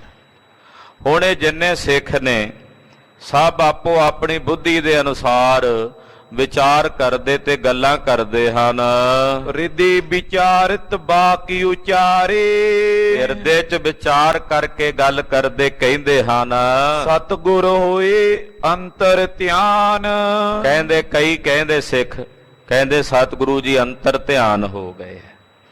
ਸ੍ਰੀ ਗੁਰੂ ਅਮਰਦਾਸ ਸਾਹਿਬ ਅੰਤਰ ਧਿਆਨ ਹੋ ਗਏ ਨੇ। ਪਹੁੰਚੇ ਆਪਨ ਬੈਕੁੰਠ ਸਥਾਨ, ਜਿਵੇਂ ਗੁਰੂ ਨਾਨਕ ਸਾਹਿਬ ਹੋਏ ਸੀ ਜਦੋਂ ਝਗੜਾ ਹੋ ਗਿਆ ਸੀ ਨਾ ਕਰਤਾਰਪੁਰ ਸਾਹਿਬ, ਤੇ ਗੁਰੂ ਨਾਨਕ ਸਾਹਿਬ ਵੀ ਅੰਤਰ ਧਿਆਨ ਹੋ ਗਏ। ਗੁਰੂ ਅਮਰਦਾਸ ਸਾਹਿਬ ਜੀ ਵੀ ਇਸੇ ਤਰ੍ਹਾਂ ਅੰਤਰ ਧਿਆਨ ਹੋ ਗਏ ਨੇ ਜਦੋਂ ਆ ਕੇ ਬਾਬੇ ਦਾਤੂ ਨੇ ਝਗੜਾ ਕੀਤਾ। ਤਦੇ ਸਤਿਗੁਰੂ ਅੰਤਰ ਧਿਆਨ ਹੋ ਕੇ ਆਪਣੇ ਥਾਂ ਚਲੇ ਗਏ ਨੇ, ਵਾਪਸ ਸੱਚਖੰਡ ਚਲੇ ਗਏ ਨੇ। ਗੁਰ ਅੰਗਦ ਸੁਤ ਕੀ ਰਿਸ ਦੇਖ, ਕਿਉਂਕਿ ਗੁਰੂ ਅੰਗਦ ਸਾਹਿਬ ਦੇ ਸਪੁੱਤਰ ਬਾਬੇ ਦਾਤੂ ਨੇ ਬੜਾ ਗੁੱਸਾ ਕੀਤਾ। ਉਹਨਾਂ ਦਾ ਰਿਸ ਵੇਖ ਕੇ ਗੁਰੂ ਅਮਰਦਾਸ ਜੀ ਚਲੇ ਗਏ ਨੇ। ਤਿਆਗਿਓ ਤੁਰਤ ਸਮਾਜ ਅਸ਼ੇਖ, ਉਹਨਾਂ ਨੇ ਸਭ ਕੁਝ ਛੱਡ ਦਿੱਤਾ। ਇਹ ਘਰ ਆਦਿਕ ਤਿਆਗ ਕੇ ਸਰੀਰ ਸਮੇਤ ਅੰਤਰ ਧਿਆਨ ਹੋ ਗਏ ਨੇ, ਸੱਚਖੰਡ ਚਲੇ ਗਏ ਨੇ। ਰਹਿਨ ਚਲਨ ਤਿਨ ਏਕ ਸਮਾਨ, ਕਿਉਂਕਿ ਗੁਰੂ ਪਾਤਸ਼ਾਹ ਵਾਸਤੇ ਰਹਿਣਾ ਤੇ ਚੱਲਣਾ ਇੱਕ ਸਮਾਨ ਹੈ। ਉਹਨਾਂ ਦੀ ਆਪਣੀ ਮਰਜ਼ੀ ਹੈ, ਜਦੋਂ ਮਰਜ਼ੀ ਜਾ ਸਕਦੇ ਨੇ, ਜਦੋਂ ਮਰਜ਼ੀ ਆ ਸਕਦੇ ਨੇ। ਸਿੱਖਨ ਹਿਤ ਹੁਤੇ ਇਸ ਥਾਨ, ਉਹ ਤਾਂ ਸਾਡੇ ਵਰਗੇ ਜੀਵਾਂ ਦੇ ਭਲੇ ਵਾਸਤੇ ਬੈਠੇ ਸਨ ਇੱਥੇ, ਸਾਡੀ ਕਲਿਆਣ ਵਾਸਤੇ ਦਰਸ਼ਨ ਦੇ ਰਹੇ ਸਨ। ਕੀ ਚਿਤ ਕੈ ਗਏ ਬਨ ਮਾਈ, ਕਈ ਕਹਿੰਦੇ ਨਹੀਂ ਨਹੀਂ ਸਤਿਗੁਰੂ ਜੀ ਜਾਪਦਾ ਜੰਗਲ 'ਚ ਕਿਤੇ ਦੂਰ ਗੁਪਤ ਚਲੇ ਗਏ ਨੇ। ਉਹ ਜੰਗਲ ਵਿੱਚ ਉਦਿਆਨ ਵਿੱਚ ਕਿਤੇ ਗੁਪਤ ਹੋ ਗਏ ਨੇ। ਕਲੈ ਸਈ ਦਾਤੂ ਕੀ ਨਾਈ, ਉਹਨਾਂ ਆਖਿਆ ਬਾਬੇ ਦਾਤੂ ਨਾਲ ਕਾਹਦਾ ਝਗੜਾ ਕਰਨਾ, ਜੇ ਉਹਨੇ ਨਗਰ ਦਾ ਮਾਲਕ ਬਣਨਾ ਤੇ ਬਣ ਬੈਠੇ। ਇਸ ਕਰਕੇ ਉਹ ਇਸ ਲੜਾਈ ਨੂੰ ਖਤਮ ਕਰਨ ਵਾਸਤੇ ਜਾਪਦਾ ਹੈ ਕਿ ਬਨ ਵਿੱਚ ਜੰਗਲ 'ਚ ਕਿਤੇ ਗੁਪਤ ਹੋ ਗਏ ਨੇ। ਕੀ ਚਿਤ ਕਈ ਬਦੇਸ਼ ਮਝਾਰਾ, ਕਈ ਕਹਿਣ ਲੱਗੇ ਹੋ ਸਕਦਾ ਸਤਿਗੁਰੂ ਜੀ ਇਹ ਦੇਸ਼ ਛੱਡ ਕੇ ਕਿਤੇ ਦੂਸਰੇ ਦੇਸ਼ ਚਲੇ ਗਏ ਹੋਣ। ਗੁਰੂ ਪਾਤਸ਼ਾਹ ਦੀ ਸਿੱਖੀ ਤਾਂ ਅਫਗਾਨਿਸਤਾਨ ਕਾਬਲ ਕੰਧਾਰ ਤਾਈਂ ਹੈ। ਖਬਰੇ ਹੋ ਸਕਦਾ ਉਹਨਾਂ ਵੇਖਿਆ ਵੀ ਇਸ ਦੇਸ਼ ਵਿੱਚ ਇਹ ਦਾਤੂ ਵਰਗੇ ਕਲੇਸ਼ੀ ਨੇ, ਉਹ ਇਹ ਦੇਸ਼ ਹੀ ਛੱਡ ਕੇ ਨਾ ਚਲੇ ਗਏ ਹੋਣ। ਪਹੁੰਚੇ ਸਤਿਗੁਰ ਦਰਸ ਉਦਾਰਾ, ਉਹ ਆਪਣਿਆਂ ਸੇਵਕਾਂ ਦੇ ਭਲੇ ਲਈ, ਉਹਨਾਂ ਨੂੰ ਦਰਸ਼ਨ ਦੇਣ ਲਈ ਕਿਸੇ ਦੂਸਰੇ ਦੇਸ਼ ਵਿਦੇਸ਼ ਨਾ ਚਲੇ ਗਏ ਹੋਣ। ਕਹਾਂ ਸਿੱਖ ਸੇਵਕ ਹੋਏ ਬ੍ਰਿੰਦ, ਕਿਉਂਕਿ ਉੱਥੇ ਵੀ ਤਾਂ ਮਹਾਰਾਜ ਜੀ ਦੇ ਬੇਅੰਤ ਸਿੱਖ ਸੇਵਕ ਨੇ, ਉਹ ਕਿਤੇ ਵੀ ਜਾ ਸਕਦੇ ਨੇ। ਹੈ ਜਿਨ ਮਸਤਕ ਭਾਗ ਬਿਲੰਦ, ਜਿਨ੍ਹਾਂ ਸਿੱਖਾਂ ਦੇ ਭਾਗ ਵੱਡੇ ਨੇ, ਜਿਨ੍ਹਾਂ ਸਿੱਖਾਂ ਦੇ ਕਰਮ ਚੰਗੇ ਨੇ। ਇਤਿਆਦਿਕ ਬਹੁ ਥਾਨ ਬਤਾਵੇ, ਉਹਨਾਂ ਸਿੱਖਾਂ ਦੇ ਕੋਲ ਹੋ ਸਕਦਾ ਗੁਰੂ ਜੀ ਚਲੇ ਗਏ ਹੋਣ ਉਹਨਾਂ ਨੂੰ ਦਰਸ਼ਨ ਦੇਣ। ਇੱਕ ਕਹਿੰਦਾ ਕਿਤੇ ਕਾਬਲ ਤਾਂ ਨਹੀਂ ਚਲੇ ਗਏ, ਦੂਜਾ ਕਹਿੰਦਾ ਕਿਤੇ ਸਤਿਗੁਰੂ ਜੀ ਇੱਧਰ ਪੂਰਬ ਦਿਸ਼ਾ ਨੂੰ ਤਾਂ ਨਹੀਂ ਗਏ ਜਿੱਧਰ ਗੁਰੂ ਨਾਨਕ ਸਾਹਿਬ ਗਏ ਸਨ। ਤੀਜਾ ਕਹਿੰਦਾ ਕਿਤੇ ਇੱਧਰ ਦੱਖਣ ਦਿਸ਼ਾ 'ਚ ਜਗਨਨਾਥਪੁਰੀ ਨੂੰ ਨਾ ਚਲੇ ਗਏ ਹੋਣ। ਏਦਾਂ ਜਿੰਨੇ ਮੂੰਹ ਓਨੀਆਂ ਗੱਲਾਂ ਸਭ ਕਰ ਰਹੇ ਨੇ। ਨਿਸ਼ਚੇ ਮਤ ਕੋਈ ਨਾ ਠਹਿਰਾਵੇ, ਪਰ ਨਿਸ਼ਚਾ ਨਹੀਂ ਪਿਆ ਕਿਸੇ ਨੂੰ ਆਉਂਦਾ, ਨਿਰਣਾ ਨਹੀਂ ਪਿਆ ਕਰ ਪਾ ਰਿਹਾ ਕੋਈ ਵੀ ਗਏ ਕਿੱਥੇ ਨੇ। ਕੋਈ ਕਹਿੰਦਾ ਸੱਚਖੰਡ ਚਲੇ ਗਏ ਨੇ, ਜੋਤੀ ਜੋਤ ਸਮਾ ਗਏ ਨੇ। ਏਦਾਂ ਨਿਰਣਾ ਕਿਸੇ ਕੋਲੋਂ ਨਹੀਂ ਹੋ ਪਾ ਰਿਹਾ। ਹਾਂਜੀ, ਤਬ ਸਭ ਮਿਲ ਕੇ ਕੀਨ ਵਿਚਾਰਨ, ਜਦੋਂ 2-3 ਦਿਨ ਏਦਾਂ ਲੰਘ ਗਏ ਫਿਰ ਸਾਰੇ ਸਿੱਖਾਂ ਨੇ ਵਿਚਾਰ ਕੀਤੀ। ਬੁੱਢਾ ਜਾਣੇ ਗੋ ਇਸ ਕਾਰਨ, ਕਹਿਣ ਲੱਗੇ ਭਾਈ ਬ੍ਰਹਮ ਗਿਆਨੀ ਬਾਬਾ ਬੁੱਢਾ ਸਾਹਿਬ ਜੀ ਕੋਲ ਚੱਲੀਏ, ਉਹ ਜਾਣਦੇ ਹੋਣਗੇ ਸਾਰਾ ਕਾਰਨ, ਉਹਨਾਂ ਨੂੰ ਪਤਾ ਹੋਵੇਗਾ ਸਭ ਕੁਝ। ਗੁਰ ਘਰ ਮੈਂ ਸੋ ਸਚਿਵ ਸਮਾਨ, ਕਿਉਂਕਿ ਬਾਬਾ ਬੁੱਢਾ ਸਾਹਿਬ ਜੀ ਗੁਰੂ ਘਰ ਦੇ ਵਜ਼ੀਰ ਨੇ। ਜਿਵੇਂ ਕਿਸੇ ਬਾਦਸ਼ਾਹ ਦਾ ਖਾਸ ਵਜ਼ੀਰ ਹੁੰਦਾ ਹੈ, ਏਦਾਂ ਬਾਬਾ ਬੁੱਢਾ ਸਾਹਿਬ ਜੀ ਗੁਰੂ ਨਾਨਕ ਸਾਹਿਬ ਦੇ ਘਰ ਦੇ ਮੁੱਖ ਵਜ਼ੀਰ ਹਨ। ਤਿਸ ਟਿਗ ਚਲੋ ਰਹੇ ਜਿਸ ਥਾਨ। ਆਪਾਂ ਬਾਬਾ ਬੁੱਢਾ ਸਾਹਿਬ ਜੀ ਕੋਲ ਚੱਲੀਏ, ਜਿੱਥੇ ਉਹ ਬੈਠੇ ਨੇ ਉਹਨਾਂ ਨੂੰ ਚੱਲ ਕੇ ਮਿਲ ਕੇ ਬੇਨਤੀ ਕਰੀਏ। ਸਤਿਗੁਰ ਜੈ ਸੋ ਖੋਜ ਬਤਾਵੇ। ਬਾਬਾ ਬੁੱਢਾ ਸਾਹਿਬ ਜੀ ਨੂੰ ਚੱਲ ਕੇ ਆਖੀਏ ਵੀ ਜਿੱਥੇ ਸਤਿਗੁਰੂ ਜੀ ਹੈਣ ਉਹ ਸਾਨੂੰ ਲੱਭ ਕੇ ਭਾਲ ਕੇ ਸਤਿਗੁਰਾਂ ਦੇ ਦਰਸ਼ਨ ਕਰਾਉਣ। ਅਪਰਨ ਤੇ ਕਿਉਂ ਕਰਨੇ ਪਾਵੇ। ਕਿਉਂਕਿ ਸਾਨੂੰ ਹੁਣ ਹੋਰ ਨਹੀਂ ਕਿਸੇ ਤਰੀਕੇ ਨਾਲ ਗੁਰੂ ਸਾਹਿਬ ਲੱਭਣੇ। ਹੁਣ ਤਾਂ ਕੱਲੇ ਬਾਬਾ ਬੁੱਢਾ ਸਾਹਿਬ ਜੀ ਨੇ ਜਿਹੜੇ ਸਾਨੂੰ ਰਾਹ ਵਿਖਾ ਸਕਦੇ ਨੇ, ਹੋਰ ਕੋਈ ਤਰੀਕਾ ਨਜ਼ਰ ਨਹੀਂ ਆਉਂਦਾ। ਇਮ ਕਹਿ ਸਿੱਖ ਸਭ ਆਂਸੂ ਢਾਰਤ। ਤਾਂ ਕਹਿ ਕੇ ਕਈ ਸਿੱਖਾਂ ਦੇ ਤਾਂ ਨੇਤਰਾਂ ਚੋਂ ਪਾਣੀ ਵਗੀ ਜਾਵੇ ਵਿਰਾਗ ਵਿੱਚ। ਖਬਰੇ ਸਤਿਗੁਰੂ ਜੀ ਕਿੱਥੇ ਚਲੇ ਗਏ ਨੇ। ਅੱਜ 2 ਦਿਨ ਹੋ ਗਏ ਐ, ਪਤਾ ਨਹੀਂ ਕਿੱਥੇ ਨੇ। ਉਹਨਾਂ ਦਾ ਜੋੜਾ ਵੀ ਇੱਥੇ ਹੀ ਪਿਆ ਹੋਇਆ, ਪੈਰਾਂ 'ਚ ਜੋੜਾ ਤੱਕ ਨਹੀਂ ਪਾ ਕੇ ਗਏ। ਏਦਾਂ ਕਈਆਂ ਸਿੱਖਾਂ ਦੇ ਨੇਤਰ ਸਜਲ ਹਨ, ਕਈਆਂ ਦੇ ਨੇਤਰਾਂ 'ਚੋਂ ਵਿਰਾਗ ਦੇ ਆਂਸੂ ਵਹਿ ਰਹੇ ਹਨ। ਉਰ ਬਿਖਾਦ ਤੇ ਹੈ ਬਹੁ ਆਰਤ। ਹਿਰਦੇ ਵਿੱਚ ਦੁੱਖ ਇੰਨਾ ਜ਼ਿਆਦਾ ਹੈ ਕਿ ਉਸ ਦੁੱਖ ਨੂੰ ਬਰਦਾਸ਼ਤ ਕਰਨਾ ਔਖਾ ਹੋ ਰਿਹਾ ਹੈ। ਦੁੱਖ ਇਹ ਵੀ ਸੀ ਕਿ ਸਤਿਗੁਰਾਂ ਦਾ ਨਿਰਾਦਰ ਕੀਤਾ ਬਾਬੇ ਦਾਤੂ ਨੇ। ਫਿਰ ਸਭ ਤੋਂ ਵੱਡਾ ਦੁੱਖ ਵੀ ਅਚਾਨਕ ਬਿਨਾਂ ਦੱਸਿਆਂ ਸਤਿਗੁਰੂ ਜੀ ਕਿੱਥੇ ਚਲੇ ਗਏ ਨੇ। ਇਸ ਗੱਲ ਕਰਕੇ ਸਾਰੇ ਸਿੱਖ ਬੜੇ ਬੇਬਲ ਹਨ। ਕਈ ਤਾਂ ਰੋ ਰਹੇ ਹਨ, ਕਈਆਂ ਦੇ ਮਨ ਵਿਰਾਗ ਦੇ ਨਾਲ ਭਰੇ ਹੋਏ ਹਨ। ਜਥਾ ਕ੍ਰਿਸ਼ਨ ਪੇ ਅੰਤਰ ਧਿਆਨਾ। ਖਾਲਸਾ ਜੀ ਇੱਕ ਕਥਾ ਆਉਂਦੀ ਆ ਭਗਵਾਨ ਕ੍ਰਿਸ਼ਨ ਜੀ ਦੀ। ਕਲਗੀਧਰ ਸੁਆਮੀ ਸ੍ਰੀ ਗੁਰੂ ਗੋਬਿੰਦ ਸਿੰਘ ਸਾਹਿਬ ਜੀ ਮਹਾਰਾਜ ਜੀ ਨੇ ਉਹ ਕਥਾ ਆਪਣੀ ਬਾਣੀ ਸ੍ਰੀ ਦਸਮ ਗ੍ਰੰਥ ਸਾਹਿਬ ਵਿੱਚ ਕ੍ਰਿਸ਼ਨ ਅਵਤਾਰ 'ਚ ਲਿਖੀ ਹੈ। ਕਹਿੰਦੇ ਇੱਕ ਵਾਰੀ ਭਗਵਾਨ ਕ੍ਰਿਸ਼ਨ ਜੀ ਜਦੋਂ ਅੰਤਰ ਧਿਆਨ ਹੋ ਗਏ ਨਾ, ਇਧਰ ਗੋਕੁਲ ਮਥੁਰਾ ਦੇ ਇਲਾਕੇ 'ਚ, ਤੇ ਉਹਨਾਂ ਦੇ ਨਾਲ ਸਨੇਹ ਕਰਨ ਵਾਲੀਆਂ ਉੱਥੇ ਜਿਤਨੀਆਂ ਵੀ ਗੋਪੀਆਂ ਸਨ ਉਹ ਬੇਬਲ ਹੋ ਗਈਆਂ। ਉਹ ਤੜਫਦੀਆਂ, ਕਦੇ ਇੱਧਰ ਵੇਖਣ ਭਗਵਾਨ ਜੀ ਨੂੰ, ਕਦੇ ਇੱਧਰ, ਕਦੇ ਦਰਖਤਾਂ ਨੂੰ ਪੁੱਛਣ ਕਾन्हा ਜੀ ਕਿੱਥੇ ਹਨ। ਉਹ ਗਊਆਂ ਜਿਨ੍ਹਾਂ ਨੂੰ ਚਾਰਦੇ ਸੀ ਕ੍ਰਿਸ਼ਨ ਭਗਵਾਨ, ਉਹਨਾਂ ਨੂੰ ਖੜੀਆਂ ਕਰਕੇ ਪੁੱਛਣ ਗਊਆਂ ਨੂੰ ਭਗਵਾਨ ਜੀ ਕਿੱਥੇ ਨੇ। ਉਹ ਬੇਬਲ ਹੋ ਗਈਆਂ ਸਨ। ਉਹ ਕਥਾ, ਉਹ ਉਦਾਹਰਣ ਦੇ ਰਹੇ ਨੇ ਇੱਥੇ ਮਹਾਕਵੀ ਜੀ। ਉਹਨਾਂ ਨੂੰ ਸਮਝਾਉਣ ਵਾਸਤੇ ਭਗਵਾਨ ਕ੍ਰਿਸ਼ਨ ਜੀ ਨੇ ਆਪਣੇ ਭਰਾ ਉਧੋ ਨੂੰ ਭੇਜਿਆ, ਬਲਰਾਮ ਨੂੰ, ਕਿ ਤੁਸੀਂ ਜਾ ਕੇ ਉਹਨਾਂ ਨੂੰ ਸਮਝਾਓ ਕਿ ਮੈਂ ਇੱਥੇ ਮਥੁਰਾ ਮੰਡਲ ਦੇ ਵਿੱਚ ਰਾਜ ਕਰ ਰਿਹਾ। ਉਹ ਗਏ ਤਾਂ ਉਹਨਾਂ ਨੂੰ ਸਮਝਾਉਣ। 12 ਮਾਹ ਬਾਣੀ ਗੁਰੂ ਕਲਗੀਧਰ ਜੀ ਨੇ ਰਚੀ ਆ ਦਸਮ ਬਾਣੀ 'ਚ ਕ੍ਰਿਸ਼ਨ ਅਵਤਾਰ 'ਚ।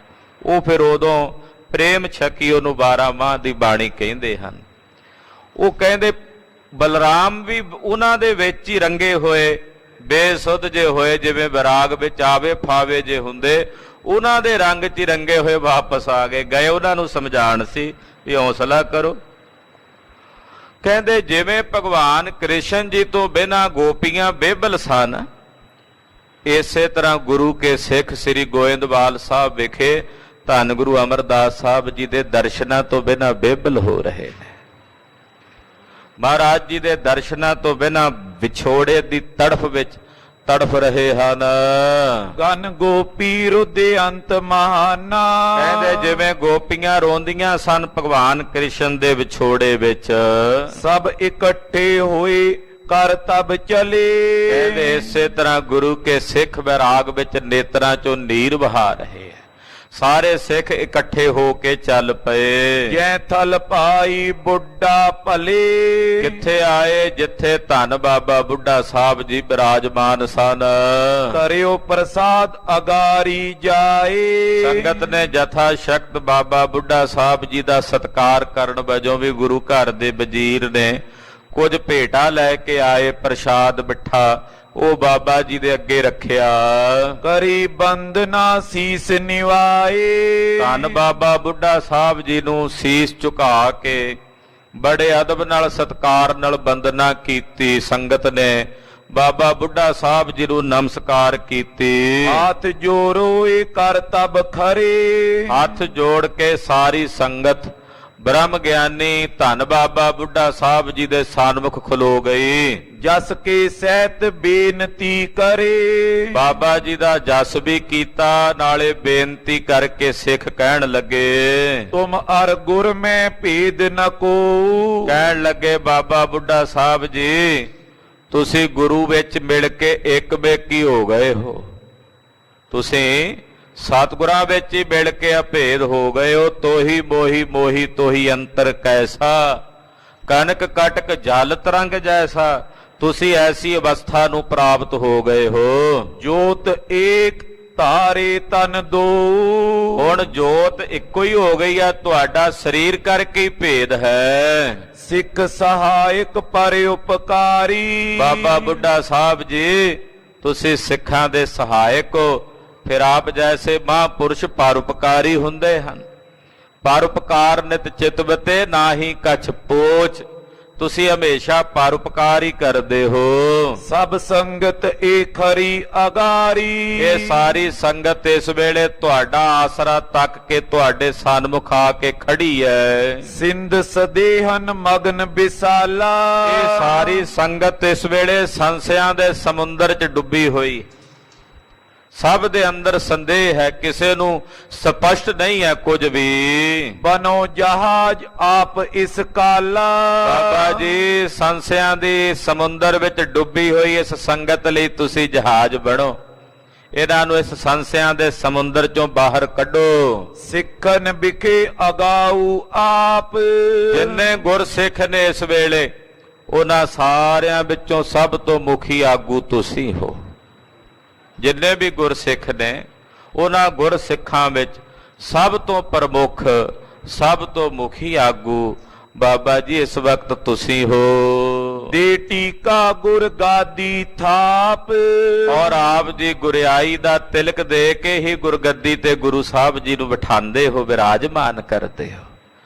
ਜਦੋਂ ਗੁਰੂ ਨਾਨਕ ਸਾਹਿਬ ਨੇ ਗੁਰੂ ਅੰਗਦ ਸਾਹਿਬ ਨੂੰ ਗੁਰਿਆਈ ਦਿੱਤੀ ਤਾਂ ਗੁਰਿਆਈ ਦਾ ਉਜਵਲ ਟੀਕਾ ਤਿਲਕ ਬਾਬਾ ਜੀ ਤੁਸੀਂ ਗੁਰੂ ਅੰਗਦ ਸਾਹਿਬ ਦੇ ਭਾਲ ਤੇ ਕੱਢਿਆ।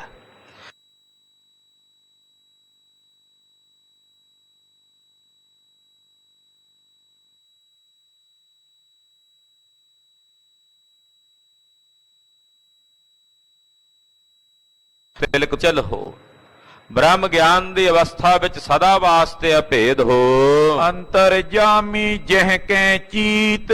ਬਾਬਾ ਜੀ ਤੁਸੀਂ ਅੰਤਰਜਾਮੀ ਵੀ ਹੋ, ਸਭ ਦੇ ਦਿਲਾਂ ਦੀਆਂ ਬੁੱਝਦੇ ਹੋ, ਸਭ ਦੇ ਹਿਰਦਿਆਂ ਦੀ ਜਾਣਦੇ ਹੋ। ਸਰਬ ਸ਼ਕਤ ਜੁਤ ਸਮਰਥ ਆਹੋ। ਸਰਬ ਸ਼ਕਤੀਆਂ ਦੇ ਸਹਿਤ ਤੁਸੀਂ ਸਮਰੱਥ ਹੋ। ਅਜ਼ਮਤ ਸਦਾ ਛਿਪਾਏ ਰਹੋ। ਪਰ ਤੁਸੀਂ ਆਪਣੀ ਅਜ਼ਮਤ ਨੂੰ, ਆਪਣੀ ਕਲਾ ਨੂੰ ਆਪਣੇ ਅੰਦਰ ਛੁਪਾ ਕੇ ਰੱਖਦੇ ਹੋ। ਆਪਣੀ ਅਜ਼ਮਤ ਨੂੰ ਆਪਣੇ ਅੰਦਰ ਛੁਪਾ ਕੇ ਰੱਖਦੇ ਹੋ। ਸਭ ਸੰਗਤ ਪਰ ਕਰੁਣਾ ਕੀਜੇ। ਸਾਰੀ ਸੰਗਤ ਉੱਤੇ ਆਪ ਜੀ ਕਿਰਪਾ ਕਰੋ। ਸੰਗਤ ਉੱਤੇ ਤੁਹਾਡਾ ਬੜਾ ਵੱਡਾ ਅਹਿਸਾਨ ਹੋਵੇਗਾ ਬਾਬਾ ਜੀ। ਸਾਰੀ ਸੰਗਤ ਉੱਤੇ ਤੁਹਾਡਾ ਇਹ ਮਹਾਨ ਪਰਉਪਕਾਰ ਹੋਵੇਗਾ। ਸ਼ਰਨ ਆਪ ਕੀ ਪਰੀ ਲਖੀਜੇ। ਇਹ ਸਾਰੀ ਸੰਗਤ ਬਾਬਾ ਜੀ ਆਪ ਜੀ ਦੀ ਸ਼ਰਨ ਵਿੱਚ ਹੈ। ਤੁਸੀਂ ਸਭ ਦੇ ਆਗੂ ਹੋ। ਸਾਰੇ ਸਿੱਖਾਂ ਵਿੱਚ ਸਭ ਤੋਂ ਪ੍ਰਮੁੱਖ ਸਿੱਖ ਬਾਬਾ ਬੁੱਢਾ ਸਾਹਿਬ ਜੀ ਤੁਸੀਂ ਹੋ। ਖਾਲਸਾ ਜੀ ਗੁਰੂ ਘਰ ਵਿੱਚ ਬ੍ਰਹਮ ਗਿਆਨੀ ਧੰਨ ਬਾਬਾ ਬੁੱਢਾ ਸਾਹਿਬ ਜੀ ਦਾ ਰੁਤਬਾ ਬੜਾ ਉੱਚਾ ਸੁੱਚਾ ਹੈ। ਪਿੱਛੇ ਕਥਾ ਵਿੱਚ ਆਪ ਜੀ ਨੇ ਸਰਵਣ ਕੀਤਾ ਹੈ ਕਿ ਗੁਰਸਿੱਖੀ ਕੀ ਅਬਦ ਆਧਾਰਾ। ਜਿਵੇਂ ਪਾਣੀ ਬਹੁਤ ਨਦੀਆਂ ਦਰਿਆਵਾਂ ਵਿੱਚ ਹੈ, ਪਰ ਸਮੁੰਦਰ ਪਾਣੀ ਦੀ ਹੱਦ ਹੈ। ਪ੍ਰਕਾਸ਼ ਦੇ ਸਾਧਨ ਤਾਂ ਹੋਰ ਵੀ ਬਹੁਤ ਨੇ, ਪਰ ਰੌਸ਼ਨੀ ਦੀ ਹੱਦ ਸੂਰਜ ਹੈ। ਗੁਰਸਿੱਖ ਬੇਅੰਤ ਨੇ ਗੁਰੂ ਘਰ ਵਿੱਚ, ਪਰ ਗੁਰਸਿੱਖਾਂ ਵਿੱਚ ਜੇ ਗੁਰਸਿੱਖੀ ਦੀ ਹੱਦ ਕਹਿਣਾ ਹੋਵੇ ਤਾਂ ਉਹ ਬ੍ਰਹਮ ਗਿਆਨੀ ਧੰਨ ਬਾਬਾ ਬੁੱਢਾ ਸਾਹਿਬ ਜੀ ਹਨ। ਐਸੇ ਮਹਾਨ ਗੁਰਸਿੱਖ ਕਿਰਪਾ ਭਾਏ ਤਤਕਾਲ ਹੀ ਪ੍ਰਾਪਤ ਭਾ ਬ੍ਰਹਮ ਗਿਆਨ। ਗੁਰੂ ਨਾਨਕ ਸਾਹਿਬ ਦੀ ਕਿਰਪਾ ਪ੍ਰਾਪਤ ਕਰਕੇ ਤਤਕਾਲ ਉਸੇ ਵੇਲੇ ਹੀ ਬ੍ਰਹਮ ਗਿਆਨ ਦੀ ਅਵਸਥਾ ਨੂੰ ਬਾਬਾ ਬੁੱਢਾ ਸਾਹਿਬ ਜੀ ਪ੍ਰਾਪਤ ਹੋ ਗਏ ਸੀ। ਜਦੋਂ ਗੁਰੂ ਨਾਨਕ ਸਾਹਿਬ ਨੇ ਕਿਹਾ ਸੀ ਬਾਲਕ ਤੁਮਰੀ ਬੈਸਦ ਸਾਬਤ, ਬੁੱਢੇ ਸਮ ਮੁਖ ਵਾਕ ਅਲਾਵਤ। ਛੇਵੇਂ ਪਾਤਸ਼ਾਹ ਮੀਰੀ ਪੀਰੀ ਦੇ ਮਾਲਕ ਸ੍ਰੀ ਗੁਰੂ ਹਰਗੋਬਿੰਦ ਸਾਹਿਬ ਸੱਚੇ ਪਾਤਸ਼ਾਹ ਜਦੋਂ ਗਵਾਲੀਅਰ ਦੇ ਕਿਲੇ 'ਚ ਨਜ਼ਰਬੰਦ ਸੀ, ਆਉਣ ਵਾਲੇ ਦਿਨਾਂ 'ਚ ਜੋੜ ਮੇਲੇ ਆ ਰਹੇ ਨੇ ਦੀਵਾਲੀ ਦੇ, ਬੰਦੀ ਛੋੜ ਦਿਵਸ। ਬਾਬਾ ਬੁੱਢਾ ਸਾਹਿਬ ਜੀ 30,000 ਸਿੱਖਾਂ ਦੀ ਫੌਜ ਆਪਣੇ ਨਾਲ ਲੈ ਕੇ ਗਵਾਲੀਅਰ ਪਹੁੰਚ ਗਏ ਸੀ। ਗੁਰੂ ਸਾਹਿਬ ਦੀ ਆਗਿਆ, ਮਹਾਰਾਜ ਹੁਕਮ ਕਰੋ, ਕਿਲੇ ਤੋੜ ਕੇ ਆਪ ਜੀ ਨੂੰ ਲੈ ਜਾਂਦੇ। ਮਹਾਰਾਜ ਜੀ ਨੇ ਆਖਿਆ, ਨਹੀਂ ਬਾਬਾ ਬੁੱਢਾ ਸਾਹਿਬ ਜੀ, ਹਾਲੇ ਵੇਲਾ ਨਹੀਂ, ਤੁਸੀਂ ਜਾ ਕੇ ਸਾਡੇ ਘੋੜੇ ਸੰਭਾਲੋ, ਫੌਜਾਂ ਦਿੱਲੀ ਹਨ। ਬਾਬਾ ਬੁੱਢਾ ਸਾਹਿਬ ਜੀ ਦਿੱਲੀ ਆ ਗਏ। ਜਿੰਨੀ ਫੌਜ ਸੀ ਮਹਾਰਾਜ ਜੀ ਦੇ ਨਾਲ ਘੋੜ ਸਵਾਰ, ਉਹਨਾਂ ਸਾਰੇ ਘੋੜਿਆਂ ਨੂੰ, ਫੌਜਾਂ ਨੂੰ ਬਾਬਾ ਬੁੱਢਾ ਸਾਹਿਬ ਜੀ ਨੇ ਦਿੱਲੀ ਸੰਭਾਲਿਆ।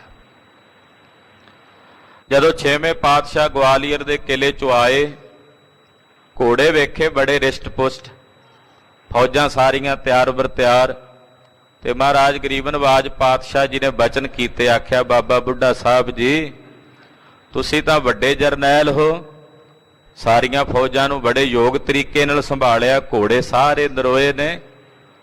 ਆਉਣ ਵਾਲੇ ਸਮੇਂ ਵਿੱਚ ਤੁਹਾਡੇ ਨਾਮ ਤੇ ਪੰਥ ਚੱਲੇਗਾ। ਤੋਂ ਬਾਬਾ ਬੁੱਢਾ ਸਾਹਿਬ ਜੀ ਦੇ ਨਾਮ ਤੋਂ ਕਲਗੀਧਰ ਪਾਤਸ਼ਾਹ ਜੀ ਦੇ ਥਾਪੜਾ ਪ੍ਰਾਪਤ ਕਰਕੇ ਪੰਥ ਚੱਲਿਆ, ਸ਼੍ਰੋਮਣੀ ਪੰਥ ਅਕਾਲੀ ਬੁੱਢਾ ਦਲ। ਸਤਿ ਸ੍ਰੀ ਅਕਾਲ। ਨਿਹੰਗ ਸਿੰਘਾਂ ਦੇ ਹੋਰ ਵੀ ਬੇਅੰਤ ਦਲ ਹਨ, ਫੌਜਾਂ ਹਨ, ਜਥੇਬੰਦੀਆਂ ਹਨ, ਸੰਪਰਦਾਵਾਂ ਹਨ, ਪਰ ਪੰਥ ਵਿੱਚ ਇਹ ਮਰਿਆਦਾ ਹੈ ਹੁਣ ਵੀ ਕਿ ਬਾਬਾ ਬੁੱਢਾ ਸਾਹਿਬ ਜੀ ਦੇ ਨਾਂ ਤੇ ਚੱਲੇ ਹੋਏ ਦਲ ਪੰਥ ਦਾ ਸਤਿਕਾਰ ਸਭ ਤੋਂ ਪਹਿਲਾਂ ਹੁੰਦਾ ਹੈ। ਬਾਬਾ ਬੁੱਢਾ ਸਾਹਿਬ ਜੀ ਦੀ ਗੱਦੀ, ਜਾਂ ਇਸ ਦਾ ਕਹਿ ਲਈਏ ਉਹਨਾਂ ਦਾ ਸਥਾਨ, ਜੋ ਸੱਚਖੰਡ ਸ੍ਰੀ ਹਰਿਮੰਦਰ ਸਾਹਿਬ ਵਿਖੇ ਹੈਡ ਗ੍ਰੰਥੀ ਸਾਹਿਬ ਜੀ ਨੂੰ ਪ੍ਰਾਪਤ ਹੈ। ਹੁਣ ਵੀ ਜਦੋਂ ਵੀ ਪੰਥ ਦੇ ਵੱਡੇ ਸਮਾਗਮ ਹੁੰਦੇ ਹਨ, ਕੋਈ ਵੀ ਪੰਥਕ ਸਮਾਗਮ ਹੋਣ, ਜੋੜ ਮੇਲ ਹੋਣ, ਸਭ ਤੋਂ ਪਹਿਲਾ ਜਿਹੜਾ ਸਤਿਕਾਰ ਹੁੰਦਾ ਉਹ ਸੱਚਖੰਡ ਸ੍ਰੀ ਹਰਿਮੰਦਰ ਸਾਹਿਬ ਜੀ ਦੇ ਸਿੰਘ ਸਾਹਿਬ ਹੈਡ ਗ੍ਰੰਥੀ ਸਾਹਿਬ ਦਾ ਹੁੰਦਾ ਹੈ, ਕਿਉਂਕਿ ਉਹ ਬਾਬਾ ਬੁੱਢਾ ਸਾਹਿਬ ਜੀ ਦੀ ਪਦਵੀ ਹੈ। ਹੁਣ ਵੀ ਬਾਬਾ ਬੁੱਢਾ ਸਾਹਿਬ ਜੀ ਦਾ ਇਹ ਸਨਮਾਨ ਸਮੁੱਚੇ ਪੰਥ ਵਿੱਚ ਹੈ। ਸੋ ਕਹਿਣ ਤੋਂ ਭਾਵ ਬਾਬਾ ਬੁੱਢਾ ਸਾਹਿਬ ਜੀ ਸਾਰੇ ਸਿੱਖਾਂ ਵਿੱਚ ਆਗੂ ਨੇ। ਸੰਗਤ ਆਪ ਕਹਿ ਰਹੀ ਹੈ, ਕਹਿ ਰਹੇ ਨੇ, ਬਾਬਾ ਜੀ ਤੁਸੀਂ ਸਾਡੇ ਸਾਰਿਆਂ ਦੇ ਮੁਖੀ ਹੋ, ਤੁਸੀਂ ਸਭ ਦੇ ਦਿਲਾਂ ਦੀਆਂ ਜਾਣਨ ਵਾਲੇ ਹੋ, ਅੰਤਰਜਾਮੀ ਵੀ ਹੋ। ਤੁਸੀਂ ਜਾਣਦੇ ਹੋ ਇਸ ਵੇਲੇ ਸਿੱਖਾਂ ਦੇ ਅੰਦਰ ਦੀ ਬੇਬਲਤਾਈ ਕੈਸੀ ਹੈ। ਸੁਨਤ ਬਿਨੇ ਬੁੱਢਾ ਬੋਲਿਓ।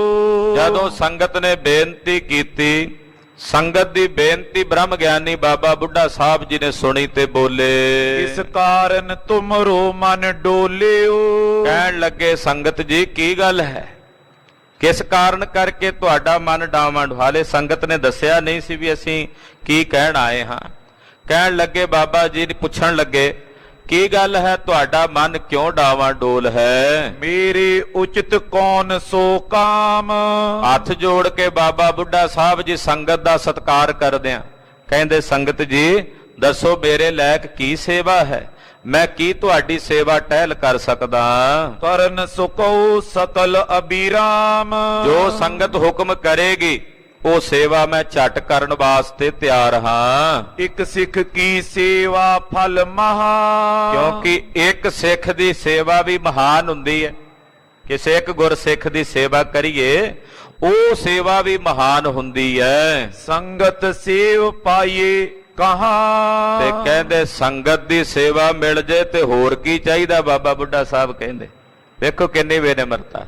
ਜੇ ਸੰਗਤ ਨੇ ਬਾਬਾ ਬੁੱਢਾ ਸਾਹਿਬ ਜੀ ਨੂੰ ਸਨਮਾਨ ਦਿੱਤਾ ਤੇ ਧੰਨ ਬਾਬਾ ਬੁੱਢਾ ਸਾਹਿਬ ਜੀ ਸੰਗਤ ਦਾ ਕਿੰਨਾ ਸਨਮਾਨ ਕਰ ਰਹੇ। ਕਹਿੰਦੇ ਇੱਕ ਸਿੱਖ ਦੀ ਸੇਵਾ ਹੀ ਬੜੀ ਮਹਾਨ ਹੁੰਦੀ ਹੈ, ਤੇ ਮੇਰੇ ਵੱਡੇ ਭਾਗ ਕਿ ਮੈਨੂੰ ਤੁਹਾਡੀ ਸਾਰੀ ਸੰਗਤ ਦੀ ਸੇਵਾ ਮਿਲੇ। ਮੈਨੂੰ ਹੋਰ ਕੀ ਚਾਹੀਦਾ? ਹੁਕਮ ਕਰੋ, ਮੈਂ ਕੀ ਸੇਵਾ ਕਰਾਂ? ਜਿਸ ਪਰ ਸਤਿਗੁਰ ਹੋਏ ਕਿਰਪਾਲ। ਕਿਉਂਕਿ ਸੰਗਤ ਦੀ ਸੇਵਾ ਉਹਨਾਂ ਨੂੰ ਪ੍ਰਾਪਤ ਹੁੰਦੀ ਹੈ ਜਿਨ੍ਹਾਂ ਤੇ ਸਤਿਗੁਰੂ ਜੀ ਕਿਰਪਾਲ ਹੋਣ। ਗੁਰਸਿੱਖਾਂ ਦੀ ਟਹਿਲ, ਗੁਰਸਿੱਖਾਂ ਦੀ ਸੇਵਾ ਉਹਨਾਂ ਨੂੰ ਪ੍ਰਾਪਤ ਹੁੰਦੀ ਹੈ ਜਿਨ੍ਹਾਂ ਤੇ ਗੁਰੂ ਦੀ ਦਇਆ ਹੋਏ। ਟਹਿਲ ਮਹਿਲ ਤਾਂ ਕੋ ਮਿਲੈ ਜਾਂ ਕੋ ਸਾਧ ਕਿਰਪਾਲ। ਜਿਹਦੇ ਤੇ ਗੁਰੂ ਦਾ ਤਰਸ ਹੋਵੇ, ਗੁਰੂ ਦੀ ਦਇਆ ਹੋਵੇ, ਉਸੇ ਨੂੰ ਗੁਰਸਿੱਖਾਂ ਦੀ ਟਹਿਲ ਸੇਵਾ ਮਿਲਦੀ ਹੈ। ਨਿਜ ਦਾਸਨ ਕੀ ਦੇ ਤਬ ਕਾਲ, ਜਿਹਦੇ ਤੇ ਸਤਿਗੁਰੂ ਜੀ ਪ੍ਰਸੰਨ ਹੋਵਣ, ਉਹਨੂੰ ਸਤਿਗੁਰੂ ਜੀ ਆਪਣੇ ਸੇਵਕਾਂ ਦੀ ਸੇਵਾ ਬਖਸ਼ ਦਿੰਦੇ ਹੈ। ਕਲਗੀਧਰ ਸੁਆਮੀ ਕਹਿਣ ਲੱਗੇ, ਸਿੱਖੋ, ਜਿਸ ਸਿੰਘ ਤੇ ਮੈਂ ਦਇਆ ਕਰਾਂ, ਕਿਰਪਾ ਕਰਾਂ, ਤੇ ਮੈਂ ਉਹਦੇ ਘਰ ਆਪਣਾ ਇੱਕ ਤਿਆਰ ਬਰ ਤਿਆਰ ਸਿੰਘ ਭੇਜ ਦਿੰਦਾ ਸੇਵਾ ਕਰਨੇ ਨੂੰ, ਵੀ ਉਹਦੀ ਸੇਵਾ ਕਰੇ। ਹੋਰ ਖੁਸ਼ ਹੋ ਜਾਵਾਂ ਤੇ ਫਿਰ 5 ਸਿੰਘ ਭੇਜ ਦਿੰਦਾ। ਜਦੋਂ ਟੁੱਟ ਪਵਾਂ, ਰੀਝ ਪਵਾਂ, ਤੇ ਫਿਰ ਮੈਂ ਆਪਣੀ ਬਾਣੀ ਪੜਨ ਵਾਲੀ ਸੰਗਤ ਭੇਜ ਦਿੰਦਾ।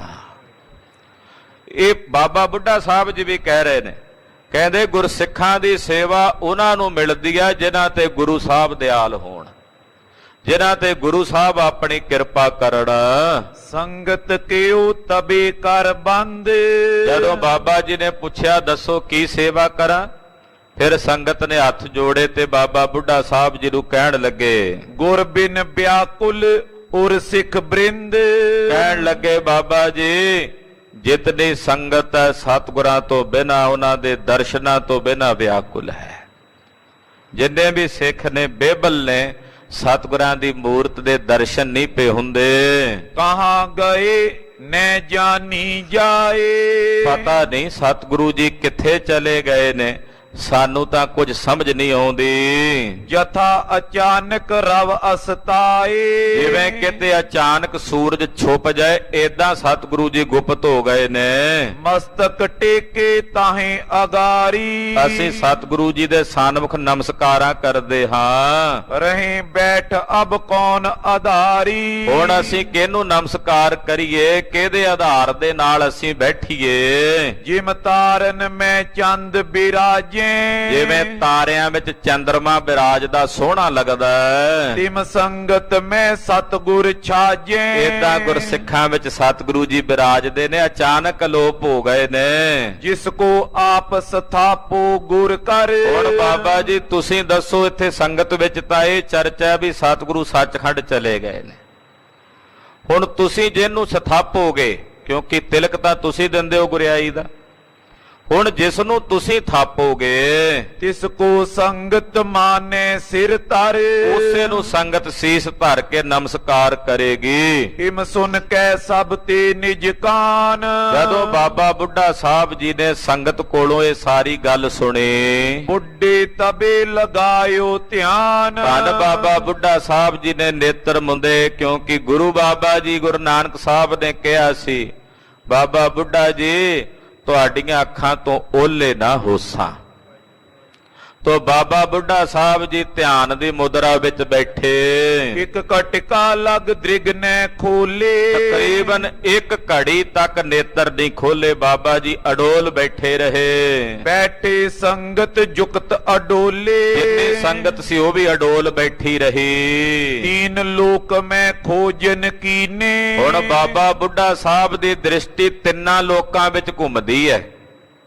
ਤ੍ਰਿਕਾਲਦਰਸ਼ੀ ਮਹਾਂਪੁਰਖ ਨੇ ਤਿੰਨਾਂ ਲੋਕਾਂ ਵਿੱਚ ਖੋਜਿਆ, ਲੱਭਿਆ, ਸਤਿਗੁਰ ਬਿਦਤ ਨਹੀਂ ਕਿਤ ਚੀਨੇ, ਕਿਤੇ ਸਤਿਗੁਰੂ ਜੀ ਨਜ਼ਰ ਨਹੀਂ ਪਏ ਆਉਂਦੇ। ਛਪੇ ਕਉ ਪੁਨ ਦੇਖਤ ਪਇਓ, ਫਿਰ ਛਪੇ ਹੋਏ ਨਜ਼ਰ ਆਏ ਵੀ ਸਤਿਗੁਰੂ ਜੀ ਤਾਂ ਆਪ ਹੀ ਗੁਪਤ ਹੋਏ ਬੈਠੇ ਨੇ। ਥਾਨੇ ਅਨੇਕ ਖੋਜਬੋ ਕੀਓ, ਜਦੋਂ ਅਨੇਕਾਂ ਥਾਵਾਂ ਤੇ ਖੋਜਿਆ ਆਪਣੇ ਅੰਦਰ ਧਿਆਨ ਹੋ ਕੇ, ਜਾਣਿਓ ਮਨ ਮੈਂ ਤਬ ਗੁਰ ਫੁਰੇ, ਉਸੇ ਵੇਲੇ ਸਮਝ ਗਏ ਬਾਬਾ ਬੁੱਢਾ ਸਾਹਿਬ ਜੀ, ਸਤਿਗੁਰੂ ਜੀ ਨੇ ਆਪ ਹੀ ਦਰਸ਼ਨ ਦੇ ਦਿੱਤੇ। ਪ੍ਰਵਸ਼ੇ ਕੋਸ਼ਟ ਅੰਤਰ ਦੁਰੇ, ਵੇਖਿਆ ਵੀ ਇੱਕ ਕੋਠੇ ਵਿੱਚ ਗਵਾਲੇ ਦਾ ਕੋਠਾ ਹੈ ਬਾਸਰ ਕੇ ਪਿੰਡ ਦੇ ਨੇੜੇ, ਉਸ ਕੋਠੇ ਦੇ ਵਿੱਚ ਸਤਿਗੁਰੂ ਜੀ ਅੰਦਰ ਹਨ। ਦਰ ਚਿਣ ਰਾਖਿਓ ਵਹਿਰ ਨ ਕਾਉ, ਦਰਵਾਜ਼ਾ ਚਿਣਿਆ, ਬਾਹਰ ਕੋਈ ਨਹੀਂ ਹੈ। ਕਰ ਸਮਾਦ ਬੈਠੇ ਤਿਸ ਮਾਉ, ਤੇ ਸਮਾਧੀ ਸਥਿਤ ਹੋ ਕੇ ਉੱਥੇ ਬੈਠੇ ਹਨ। ਸਗਰੋ ਖੋਜ ਧਿਆਨ ਮੈਂ ਦੇ, ਇਹ ਸਾਰੀ ਖੋਜ ਬਾਬਾ ਜੀ ਨੇ ਆਪਣੇ ਧਿਆਨ ਵਿੱਚ ਕੀਤੀ। ਖੋਲੇ ਲੋਚਨ ਬੀਚੇ ਅਸ਼ੇਖ, ਫਿਰ ਆਪਣੇ ਨੇਤਰ ਖੋਲੇ, ਔਰ ਵਿਚਾਰ ਇਮਕੀਨ ਵਿਸਾਲ,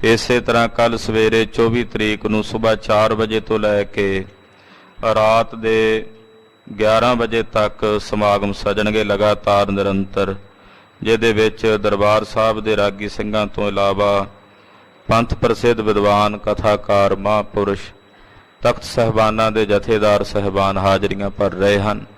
ਆਪ ਜੀ ਨੇ ਸਮਾਗਮਾਂ 'ਚ ਹਾਜ਼ਰੀਆਂ ਭਰ ਕੇ ਗੁਰੂ ਦਾ ਸਰਵਣ ਕਰਨਾ। ਪਰਸੋਂ 25 ਤਰੀਕ ਨੂੰ ਸਵੇਰੇ ਨਗਰ ਕੀਰਤਨ ਹੋਣਗੇ। ਇਸੇ ਤਰ੍ਹਾਂ ਕੱਲ 24 ਤਰੀਕ ਨੂੰ ਗੁਰਦੁਆਰਾ ਡੇਰਾ ਬਾਬਾ ਅਜਾਪਾਲ ਸਿੰਘ ਜੀ ਗੁਰਦੁਆਰਾ ਘੋੜਿਆਂ ਵਾਲਾ ਨਾਭਾ ਵਿਖੇ ਸਾਕਾ ਪੰਜਾ ਸਾਹਿਬ ਦੇ ਸਮੂਹ ਸ਼ਹੀਦਾਂ ਨੂੰ ਚੇਤੇ ਕਰਦਿਆਂ 100 ਸਾਲਾ ਸ਼ਤਾਬਦੀ ਮਨਾਉਂਦਿਆਂ ਕੱਲ ਰਾਤ ਨੂੰ 6 ਤੋਂ 9 ਵਜੇ ਤੱਕ ਉੱਥੇ ਵੀ ਸਮਾਗਮ ਹੋ ਰਹੇ ਹਨ। ਜਿਨ੍ਹਾਂ ਨੂੰ ਬਾਬਾ ਅਜਾਪਾਲ ਸਿੰਘ ਜੀ ਦੇ ਸਥਾਨ ਤੇ ਹਾਜ਼ਰੀਆਂ ਭਰਨੀਆਂ, ਉੱਥੇ ਭਰ ਕੇ ਗੁਰੂ ਦਾ ਸਰਵਣ ਕਰਕੇ ਗੁਰੂ ਦੀਆਂ ਖੁਸ਼ੀਆਂ ਪ੍ਰਾਪਤ ਕਰੋ। ਵਾਹਿਗੁਰੂ ਜੀ ਕਾ ਖਾਲਸਾ, ਵਾਹਿਗੁਰੂ ਜੀ ਕੀ ਫਤਿਹ।